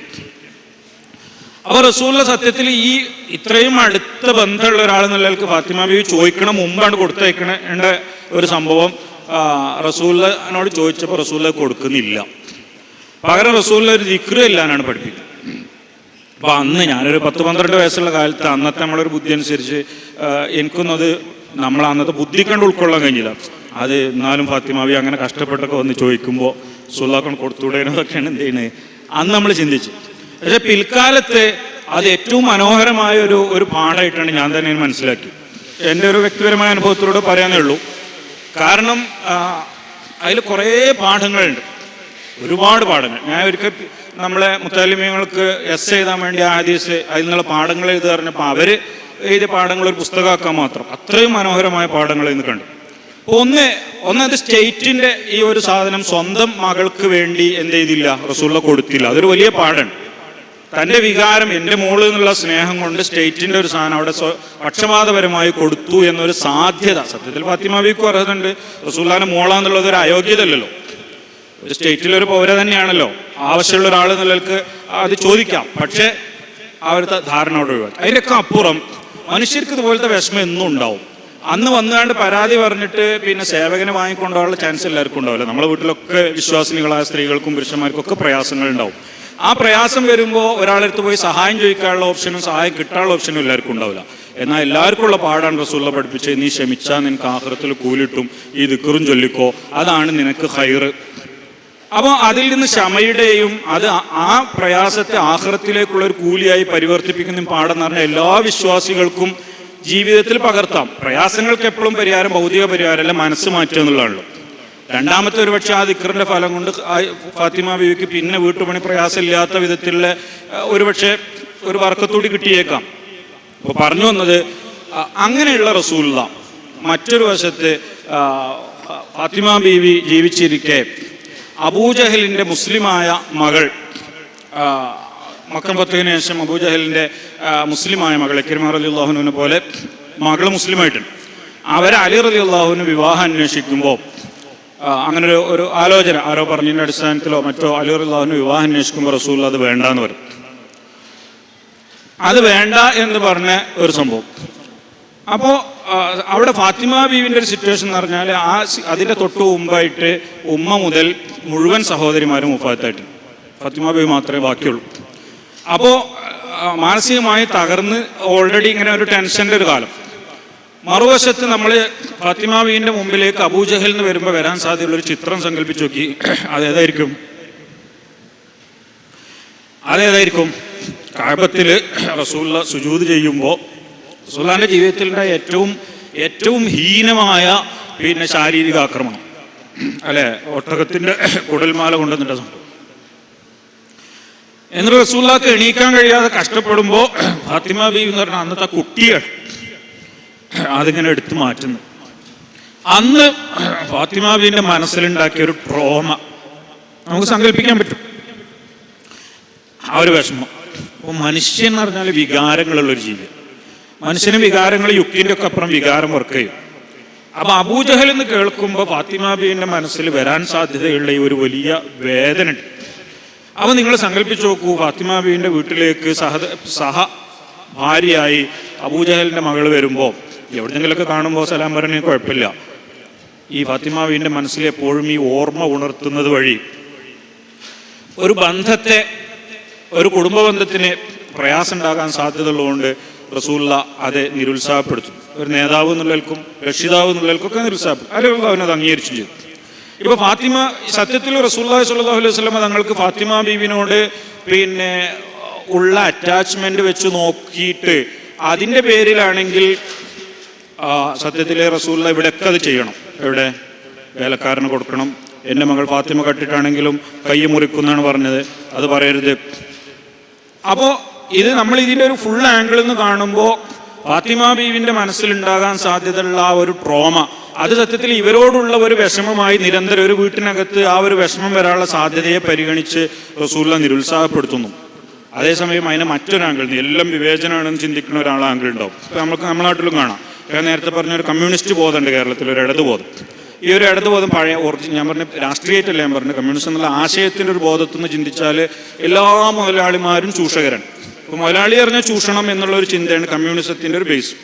ഇതേപോലെ വിവേചനം, മറ്റുള്ളവർ ചെയ്യണമൊക്കെ വിവേചനം എന്നുള്ള ചിന്തയിൽ നിന്ന് നോക്കുന്ന ഒരാൾക്ക് ഇതിന് വിവേചനമായിട്ട് വ്യാഖ്യാനിക്കാം. അവിടെ സത്യത്തിൽ ആ പിന്നെ ഒരു കുടുംബത്തിൻ്റെ അവരുടെ മനസ്സിൻ്റെ വേദനകളൊന്നും കാണാതെ തൻ്റെ ഒരു പിന്നെ എന്താ പറയുക മനസ്സിലുള്ള ഒരാശയത്തെ അടിച്ചേൽപ്പിക്കാൻ ശ്രമിക്കുന്ന ഒരാൾക്ക് അതിനെ തെറ്റിദ്ധരിക്കാം. അതേസമയം ഫാത്തിമ ബീവിൻ്റെ ചെറുപ്പം മുതൽ അബൂജഹലുമായുള്ള നെഗറ്റീവായ അനുഭവങ്ങൾ മുതലുള്ള ഓർമ്മയുള്ള ഒരാൾക്ക് റസൂലുള്ളാഹി പറഞ്ഞതിൻ്റെ ഒരു വൈകാരിക തലവും അത് പാലിച്ചില്ലായിരുന്നെങ്കിൽ അവിടെ ഉണ്ടാകാമായിരുന്ന ഒരു കുടുംബ തകർച്ചയും മനസ്സിലാക്കാൻ പറ്റും. ഞാൻ പറഞ്ഞത് കാര്യങ്ങൾ നമ്മളെ കാഴ്ച ചെയ്ത് കാണുന്നതിന് പകരം അതിൻ്റെ ഒരു സമഗ്രതയിൽ അവരുടെ മനസ്സിൽ എങ്ങനെയായിരിക്കും എന്നുള്ള രീതിയിൽ കണ്ടാൽ ഒരുപാട് തെറ്റിദ്ധാരണകൾ ഈ വിമർശകർക്ക് ഒഴിവാക്കാൻ പറ്റും. പക്ഷേ അതിനൊരു സത്യസന്ധത വേണം, അങ്ങനെ കാണാൻ മാത്രം. വിവാഹത്തെക്കുറിച്ച് പറയുമ്പോൾ മഹദി ആയിഷ ബീവി റളിയല്ലാഹു തആല അൻഹയുമായി നടന്ന വിവാഹത്തെക്കുറിച്ച് കൂടി പറയാം, ഒരല്പ കാര്യങ്ങൾ മാത്രം. ഒന്നാമതായി ഈ ശൈശവ വിവാഹം എന്നാണ് പറയാറുള്ളത്. യഥാർത്ഥത്തിൽ ശിശു എന്ന് ഏത് പ്രായത്തിലാണ് പറയാന്നുള്ളത് മറ്റൊരു ചർച്ചയാണ്. ഒരു കൗമാര വിവാഹം എന്നോ അല്ലെങ്കിൽ ബാലിക വിവാഹം എന്നൊക്കെ വേണമെങ്കിൽ പറയാം. പക്ഷേ ഏതായാലും പറയാറ് ശൈശവ വിവാഹം എന്നാണ്.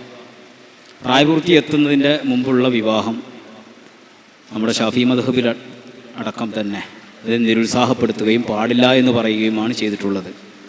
കറാഹത്താണ്, എൻ്റെ ഓർമ്മ ശരിയാണെങ്കിൽ അങ്ങനെ ഞാൻ കണ്ടതായിട്ട് ഓർക്കുന്നത്.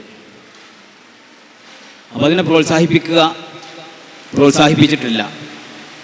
പ്രായപൂർത്തി എത്തിയവർ തമ്മിലുള്ള വിവാഹമാണ് സുന്നത്ത്. അത് വിവാഹത്തിൻ്റെ സുന്നത്തുകളിൽ എണ്ണിയതായിട്ടും നമുക്ക് കാണാൻ സാധിക്കും. എന്നാൽ എന്തെങ്കിലും വളരെ പ്രധാനപ്പെട്ട വല്ല ആവശ്യമൊക്കെ ഉണ്ടെങ്കിൽ ആ കറാഹത്ത് ഒഴിവായി പോകും എന്നും നമുക്ക് കർമ്മശാസ്ത്ര ഗ്രന്ഥങ്ങളിൽ കാണാൻ പറ്റും. അങ്ങനെയുള്ളൊരു സാഹചര്യമാണ് യഥാർത്ഥത്തിൽ ആയിഷ ബീവി റളിയല്ലാഹു തആല അൻഹയുടെ കാര്യത്തിൽ നടന്നത്. ഇന്നും മുസ്ലിം ലോകത്തുള്ള വിശ്വാസമുള്ള ഏതൊരാളും മുഹമ്മദ് മുസ്തഫ സല്ലല്ലാഹു അലൈഹി വസല്ലമ തങ്ങളാണ് വരനായി ലഭിക്കുന്നത് എങ്കിൽ എൻ്റെ ചെറിയൊരു കുട്ടി അല്ലെങ്കിൽ പ്രായപൂർത്തി എത്താത്ത കുട്ടികൾ തന്നെ വിവാഹം ചെയ്തു കൊടുക്കാൻ നമ്മളെല്ലാവരും തയ്യാറാണ്. ലോകത്തുള്ള വിശ്വാസമുള്ള ഏത് മുസ്ലിങ്ങളും തയ്യാറാണ്. കാരണം റസൂലുള്ളാഹി സ്വല്ലല്ലാഹു അലൈഹി വസല്ലം തങ്ങൾക്കാണ് ഭാര്യയാക്കി കൊടുക്കുന്നത്. അവരെടുത്തുനിന്ന് ഒരു തരത്തിലും ഒരു പീഡനം ഉണ്ടാവില്ല എന്നുള്ളത് എല്ലാവർക്കും ഉറപ്പാണ്. നമ്മളൊക്കെ തയ്യാറാണ് നമ്മളെ കുട്ടികളെ കെട്ടിച്ചു കൊടുക്കാൻ. എന്നോട് ഒരു യുക്തിവാദി ഒരിക്കൽ ചോദിച്ചു, നിങ്ങളെ മോളാണ് കെട്ടിച്ചു കൊടുക്കുമോ? ഓ ഞാനല്ല, ഈ ലോകത്തുള്ള ഒട്ടുമിക്ക മുസ്ലിങ്ങളും കെട്ടിച്ചു കൊടുക്കുന്നു പറഞ്ഞു. കാരണം ഇത് നിങ്ങളെടുത്തല്ല വിടുന്നത്, ഇത് മുത്തുനബിയുടെ കയ്യിലേക്കാണ്. ആ വിവാഹത്തിൽ ആയിഷ ബീവിക്കോ അബൂബക്കർ സിദ്ദീഖ് റളിയല്ലാഹു അൻഹുവിനോ അവരെ ഭാര്യ ഇവരുടെ ഉമ്മാക്കോ ഇവർക്ക് ആർക്കെങ്കിലും എന്തെങ്കിലും പരാതിയോ എന്തെങ്കിലും പീഡനം ഉണ്ടായതായിട്ടോ ആർക്കെങ്കിലും ചൂണ്ടിക്കാണിക്കാൻ കഴിയുമോ? ഇല്ല. ഒരു പക്ഷേ ഈ വിവാഹാലോചന നടന്ന സമയത്ത് സിദ്ദീഖുൽ അക്ബർ റളിയല്ലാഹു അൻഹു ഇതിന് തയ്യാറായിട്ടില്ലായിരുന്നുവെങ്കിൽ എന്നും ആയിഷ ബീവി അതിൻ്റെ പേരിൽ കുറ്റപ്പെടുത്തുമായിരുന്നു. അപ്പം അങ്ങനെയൊക്കെയുള്ളൊരു സാഹചര്യം വരികയാണെങ്കിൽ നമ്മൾ ഇന്ന് നഴ്സറിക്ക് കൊണ്ടാക്കൂലേ, അതേപോലെയാണ് റസൂലുള്ളാഹിൻ്റെ എടുത്താണ് ഏൽപ്പിച്ചു കൊടുത്താൽ കാണാനും ഖൽവത്തിനും ഒറ്റയ്ക്ക് ഇരിക്കാനൊക്കെ പറ്റുന്ന രീതിയിൽ ഇൽമ് ലോകത്തുണ്ട് പ്രസരിപ്പിക്കാൻ പറ്റുന്ന ഒരു മദ്രസയിലേക്ക് കൊണ്ട് ചേർക്കുന്ന അതേ പ്രതീതിയെ മാത്രമേ അവിടെ ഉണ്ടാവുള്ളൂ. അത് തന്നെ നടന്നതും. ഒരുപക്ഷെ ആയിഷ ബീവിയിലൂടെ ഇത്രയും ഹദീസുകൾ ലോകത്ത് വന്നതായിരിക്കാം ചില ആളുകൾക്ക് ചൊറിച്ചിൽ വരാൻ വരെ കാരണം. ഏറ്റവും കൂടുതൽ ഹദീസുകൾ റിപ്പോർട്ട് ചെയ്ത ബീവി അല്ലെങ്കിൽ സ്ത്രീ ബഹുമാനപ്പെട്ട ആയിഷ ബീവിയാണ്. ഞാൻ ചുരുക്കട്ടെ, അപ്പോൾ ഏതായാലും അവിടെ നടന്നത് തന്നെ 6-ാം വയസ്സിൽ നമ്മൾ നല്ലോണം ശ്രദ്ധിക്കണം. 6-ാം വയസ്സിൽ വിവാഹം നടന്നു എന്ന് പറയുന്ന സമയത്ത് നമ്മൾ ഈ പള്ളിയിലൊക്കെ സാധാരണ നടക്കുന്ന ഒരു നിക്കാഹ് പറഞ്ഞ കർമ്മല്ലേ, ഇതാണ് 6-ാം വയസ്സിൽ നടന്നത്. അപ്പോൾ ഒരു രക്ഷിതാവ് എൻ്റെ മോളെ നിങ്ങൾക്ക് ഞാൻ വിവാഹം ചെയ്തു തന്നു എന്ന് പറയുന്നതിന് എന്ത് വയസ്സാ? വേണമെങ്കിൽ നമുക്ക് പറയാം, ഒരു സംശയിക്കേണ്ട വിഷയമൊക്കെ ആണെങ്കിൽ ഈ കുട്ടിക്ക് പ്രായപൂർത്തി എത്തിയാൽ വരെ ഇത് വേണ്ടാന്ന് വെച്ചിട്ടുണ്ടെങ്കിൽ അവൾ വരെ കുറ്റപ്പെടുത്തും എന്ന് ഉറപ്പുള്ളൊരു വിഷയമാണെങ്കിൽ എന്തായാലും രക്ഷിതാവിന് കെട്ടിച്ചു കൊടുത്തൂടെ? അങ്ങനെയുള്ളൊരു സംഭവമാണ് അവിടെ നടന്നത്. വിവാഹം എന്ന് പറഞ്ഞാൽ എന്താണ് അവിടെ നടക്കുന്നത്? എൻ്റെ മോളെ നിങ്ങൾക്ക് ഞാൻ വിവാഹം ചെയ്തു തന്നു, ഞാൻ സ്വീകരിച്ചു. ഇതാണ് സാധാരണഗതിയിൽ സാധാ മുസ്ലിങ്ങൾക്ക് അങ്ങോട്ടും ഇങ്ങോട്ടൊക്കെ നടത്തുന്നിടത്ത് കറാഹത്താണെന്ന് ഞാൻ നേരത്തെ പറഞ്ഞത്. ഇങ്ങനെയൊക്കെ എന്തെങ്കിലും ഒരു പ്രത്യേകത ഉണ്ടെങ്കിൽ അവിടെ അനുവദിക്കപ്പെടുകയും ചെയ്യുക. ചിലപ്പോൾ കുട്ടിയുടെ സംരക്ഷണം കാര്യങ്ങളൊക്കെ ഏറ്റെടുക്കുക എന്നുള്ള സംഭവങ്ങളൊക്കെ ഉണ്ടായി. അതേ സ്ഥാനത്ത് ഒരു പെൺകുട്ടിയെ ഭർത്താവിൻ്റെ കൂടെ ജീവിക്കാൻ വിടണമെങ്കിൽ, അല്ലെങ്കിൽ അദ്ദേഹത്തിന് മറ്റു രീതിയിൽ ഉപയോഗപ്പെടുത്താൻ പറ്റണമെങ്കിൽ അതിനുള്ള കഴിവെത്തണമെന്ന് ഇസ്ലാമിൽ നിർബന്ധം. ലൈംഗികമായ രീതിയിൽ ഉപയോഗിക്കണമെങ്കിൽ അതിനുള്ള ശേഷി എത്തിയാൽ മാത്രമേ പറ്റൂ, അല്ലെങ്കിൽ ഹറാമ. അപ്പോൾ വിവാഹം എന്ന് പറയുന്നത് ഏതാണ്? ഈ രക്ഷിതാവും ഈ ഭർത്താവും തമ്മിലുള്ള ഒരു ഇടപാട് മാത്രം. നമ്മൾ പള്ളിയിലൊക്കെ സാധാരണ നടക്കുന്ന സംഭവമാണ്. അതിനാണ് എന്ത് പറയുന്നത്, ഇതിൻ്റെ ശേഷിയോ കാര്യങ്ങളൊന്നും എത്തണ്ടെന്ന് പറയുന്നത്. അതേ സ്ഥാനത്ത് ഭർത്താവിൻ്റെ കൂടെ വിടുകയും ആ ഭർത്താവ് ആ രീതിയിൽ ഉപയോഗപ്പെടുത്തുകയൊക്കെ ചെയ്യണമെങ്കിൽ രോഗിയായ ഭാര്യയെ, പ്രായമെത്താത്ത ഭാര്യയെ, ഇങ്ങനെയുള്ള ആളുകളായിട്ടൊന്നും ഇത്തരത്തിൽ ബന്ധം നടത്താൻ പാടില്ല, നിഷിദ്ധമാണെന്നുള്ള. അതിനുള്ള ശേഷി എത്തി, മാനസികവും ശാരീരികവുമായ ശേഷി എത്തിയതിൻ്റെ ശേഷം മാത്രമേ അത് പറ്റുള്ളൂ. അങ്ങനെ മുഹമ്മദ് മുസ്തഫ സല്ലല്ലാഹു അലൈഹി വസല്ലമ തങ്ങളുടെ കൂടെ ആയിഷ ബീവിയെ വിട്ടത് 9 അല്ലെങ്കിൽ 10 വയസ്സിലൊക്കെയാണ്. ഇസ്ലാമിക സിസ്റ്റം അനുസരിച്ച് പ്രായപൂർത്തി എന്ന് പറഞ്ഞാൽ തന്നെ ആ ഒരു പ്രായത്തിലൊക്കെ എത്തും. നേരത്തെ ഉസ്താദ് സൂചിപ്പിച്ചതുപോലെ നമ്മൾ വിചാരിക്കുന്ന ഒരു ശാരീരിക പ്രകൃതിയും ആയിക്കൊള്ളണമെന്നില്ല. നമുക്ക് പഠിച്ചാൽ അത് മനസ്സിലാവും. അപ്പം അങ്ങനത്തെ സമയത്ത് റസൂലുള്ളാഹിൻ്റെ കൂടെ നമ്മളിവിടെ കല്യാണം എന്നൊക്കെ പറയും. അപ്പോൾ നിക്കാഹ് എന്ന് പറയും നമ്മൾ ആദ്യത്തെ ചടങ്ങിന്. അതിനെന്ത് പ്രായം? നേരത്തെ പറഞ്ഞതുപോലെ രക്ഷിതാവ് ആണ് കാര്യമായിട്ട് കൈകാര്യം ചെയ്യുക. വേണമെങ്കിൽ പ്രത്യേക താല്പര്യമൊന്നും ഇല്ലാത്ത കുട്ടിയുടെ അഭിപ്രായം കിട്ടാൻ വേണ്ടി വെയിറ്റ് ചെയ്യൽ സുന്നത്താണ്. അവളെ സമ്മതം കിട്ടലൊക്കെ പ്രായപൂർത്തി എത്തിയതിന് ശേഷം സമ്മതം കിട്ടലൊക്കെ സുന്നത്താണ്. അത് തന്നെ വാപ്പയോ അല്ലെങ്കിൽ വാപ്പാൻ്റെ വാപ്പയൊക്കെ പറയുന്ന ജദ്ദ് എന്നൊക്കെ പറയുന്ന ആൾക്ക് വിവാഹം കഴിക്കുന്ന, മറ്റുള്ളവർ വിവാഹം കഴിക്കണമെങ്കിൽ പ്രായപൂർത്തി എത്തുക തന്നെ വേണം, മറ്റു ഔലിയാക്കളാണെങ്കിൽ. അങ്ങനെ കുറേ സംഭവങ്ങളുണ്ട്.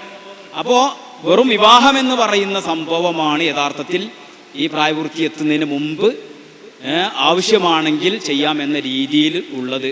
അതേ സ്ഥാനത്ത് ഈ മറ്റുള്ള രീതിയിലുള്ള ശാരീരികവും മാനസികവുമായ പ്രാപ്തി എത്തിയതിൻ്റെ ശേഷം മാത്രമേ ഭർത്താവിൻ്റെ കൂടെയൊക്കെ വിടാനും ആ രീതിയിൽ അവരുമായി പെരുമാറാനൊക്കെ പറ്റുള്ളൂ എന്ന് കർക്കശമായിട്ട് തന്നെ ഇസ്ലാമിക ഗ്രന്ഥങ്ങളിൽ നമുക്ക് കാണാൻ പറ്റുന്നതാണ്. അപ്പോൾ അവിടെ വളരെ ശക്തമായൊരു പോയിൻ്റായിട്ട് ഞാൻ കൂടുതൽ പറയുന്നില്ല. നമ്മൾ മനസ്സിലാക്കേണ്ടത് ഈ കുട്ടിയുടെ ഭാഗത്തു നിന്നോ അല്ലെങ്കിൽ അവർ രക്ഷിതാക്കളുടെ ഭാഗത്തു നിന്നോ അല്ലെങ്കിൽ സമൂഹത്തിൽ നിന്നോ വേറെ എവിടെയെങ്കിലും അല്ലെങ്കിൽ അന്നത്തെ സാഹചര്യമൊക്കെ നമ്മൾ നേരത്തെ ഉസ്താദ് പറഞ്ഞു. അപ്പോൾ അവരുടെ ഭാഗത്തു നിന്നും ഇതിൻ്റെ പേരിൽ ആർക്കെങ്കിലും ഒരു പ്രയാസമോ എന്തെങ്കിലും ഒരു പ്രശ്നങ്ങളോ സംഭവിച്ചതായിട്ട് നമുക്കൊരിക്കലും കാണാൻ കഴിയുകയില്ല. വേണമെങ്കിൽ നിങ്ങളെ നമ്മൾ ഒഴിവാക്കി തരാം എന്ന് പറഞ്ഞുകൊണ്ടുള്ള ഒരു ഖിറത്ത് നൽകിയ ഒരു സാഹചര്യം വരെ മുഹമ്മദ് മുസ്തഫ സല്ലല്ലാഹു അലൈഹി വസല്ലം തങ്ങളുടെ ഭാര്യമാർക്ക് വേണമെങ്കിൽ ഞാനുമായി പിരിയാം എന്നൊരു അവസരം കൊടുത്തപ്പോൾ പോലും ആയിഷ ബീവി റളിയല്ലാഹു തആല അൻഹ അടക്കമുള്ള ആളുകളെല്ലാം ഞങ്ങളെങ്ങനെ പിരിഞ്ഞു പോകാനാ, അങ്ങയോടുകൂടെ തന്നെയാണ് ഞങ്ങൾ ജീവിക്കുന്നത് എന്നൊക്കെ പറഞ്ഞ സംഭവങ്ങളൊക്കെ നമുക്കറിയാം. അപ്പോൾ ഓരോ വിഷയവും നമ്മൾ വിശദമായി വിലയിരുത്തുകയും പഠിക്കുകയും ചെയ്യുന്ന സമയത്ത് ഈ വിമർശനങ്ങളും അതുപോലുള്ള കാര്യങ്ങളൊക്കെ വളരെ ബാലിശമാണ് എന്ന് നമുക്ക് മനസ്സിലാക്കാൻ കഴിയും എന്ന് മാത്രം പറഞ്ഞ് ഇൻഷാ അല്ലാഹ് സമയം ആയി നമ്മൾ അവസാനിപ്പിക്കുകയാണ്. ഇപ്പോൾ ഈ പറഞ്ഞ വിഷയത്തിൽ ഒരു ഒറ്റ പോയിൻ്റ് ഞാൻ കൂട്ടിച്ചേർക്കുകയാണ്. റസൂലുള്ളാഹി സ്വല്ലല്ലാഹു അലൈഹി വസല്ലമ തങ്ങളുടെ പ്രിയപ്പെട്ട ഭാര്യമാരോട് പരിശുദ്ധമായ ഇസ്ലാം കൊടുക്കുന്ന ഒരു നിർദ്ദേശമുണ്ട്. നമുക്കറിയാം, ആണും പെണ്ണും തമ്മിലുള്ള ഇടപെടലുകൾക്ക് നിയന്ത്രണം വെച്ച മതമാണ് ഇസ്ലാം. എന്നാൽ അത് ആണുങ്ങൾക്ക് മാത്രമുള്ള മതമല്ല, പെണ്ണിന് കൂടി ബാധകമാണ്. അപ്പോൾ പെണ്ണുങ്ങളോട് നിയമങ്ങൾ പറയുകയും പഠിപ്പിക്കുകയും ചെയ്യുന്നതിന് സ്വാഭാവികമായും പുരുഷനായ ഒരു നബിക്കുള്ള പരിമിതികളുണ്ടാകും. ആ പരിമിതികളെ ഓവർടേക്ക് ചെയ്യാൻ അല്ലെങ്കിൽ അതിനെ മറികടക്കാൻ വിശുദ്ധ ഇസ്ലാം നബി തങ്ങളുടെ ഭാര്യമാരെ ചുമതലപ്പെടുത്തിയെന്ന് പരിശുദ്ധമായ ഖുർആൻ പറയുന്നത് കാണാം. വദ്കുർന മാ തുത്ലാ ഫീ ബുയൂതികുന്ന മിൻ ആയാതില്ലാഹി വൽ ഹിക്മ. അല്ലേ, പരിശുദ്ധമായ ഖുർആൻ അങ്ങയുടെ ഈ നബി സല്ലല്ലാഹു അലൈഹി വസല്ലമ തങ്ങളുടെ വീട്ടിൽ പരിശുദ്ധമായ ഖുർആൻ ഇറങ്ങുന്നു. നബി സല്ലല്ലാഹു അലൈഹി വസല്ലമ തങ്ങൾ അത് അവർക്ക് പഠിപ്പിച്ചു കൊടുക്കുന്നു. ആ കാര്യം ഉദ്കുർന എന്ന വാക്കിന് മുഫസ്സിരീങ്ങൾ രണ്ടർത്ഥം പറഞ്ഞു. ഒന്ന്, നിങ്ങളത് ഓർമ്മിച്ചു വെക്കണം. രണ്ട്, നിങ്ങളത് മറ്റുള്ളവർക്ക് പറഞ്ഞു കൊടുക്കണം. അപ്പോൾ ഓർമ്മിക്കുകയും മറ്റുള്ളവർക്ക് പറഞ്ഞ് പഠിപ്പിക്കുകയും ചെയ്യുക എന്ന ഉത്തരവാദിത്തം നിർവഹിക്കുവാനുള്ള നബി സല്ലല്ലാഹു അലൈഹി വസല്ലമ തങ്ങളുടെ പ്രബോധന ദൗത്യത്തിൻ്റെ പ്രധാനപ്പെട്ട ചാനലുകളായിരുന്നു അവിടുത്തെ ഭാര്യമാർ. നേരത്തെ ഉസ്താദ് പറഞ്ഞതുപോലെ വിവാഹം ചെയ്തു എന്നത് മാത്രം അവരെ ലൈംഗികമായി സമീപിക്കാനുള്ള അനുമതിയുള്ള കാര്യമല്ല. അതിനാവശ്യമായ ശാരീരിക പൂർത്തി ഉണ്ടായിരിക്കണം. അതേസമയം വിവാഹം ചെയ്യുന്നതോടുകൂടി ഭർത്താവിനൊരു കാര്യം നിർബന്ധമാകുന്നു. അവർക്ക് വേണ്ട മതപരമായ വിജ്ഞാനം കൊടുക്കേണ്ടത്, അവർക്ക് വേണ്ട ചെലവിന് കൊടുക്കേണ്ടത്, എല്ലാ ഉത്തരവാദിത്തങ്ങളും ഭർത്താവിലേക്ക് വരുന്നു. സ്വാഭാവികമായിട്ടും ഭാര്യയെ കാണുന്നത് പോലെ കയറിയിറങ്ങാനുള്ള സാഹചര്യങ്ങളും ഒരുങ്ങുന്നു. റസൂലുള്ളാഹി സ്വല്ലല്ലാഹു അലൈഹി വസല്ലം തങ്ങളുടെ പൂർണ്ണമായ ഉത്തരവാദിത്തത്തിലും ചെലവിലും 6 വയസ്സ് മുതൽ 18 വയസ്സ് വരെ വിദ്യാഭ്യാസം നേടിയ പണ്ഡിത പ്രതിഭയാണ് ബഹുമാനപ്പെട്ട സയ്യിദത്തുനാ ആയിഷ റളിയല്ലാഹു അൻഹ.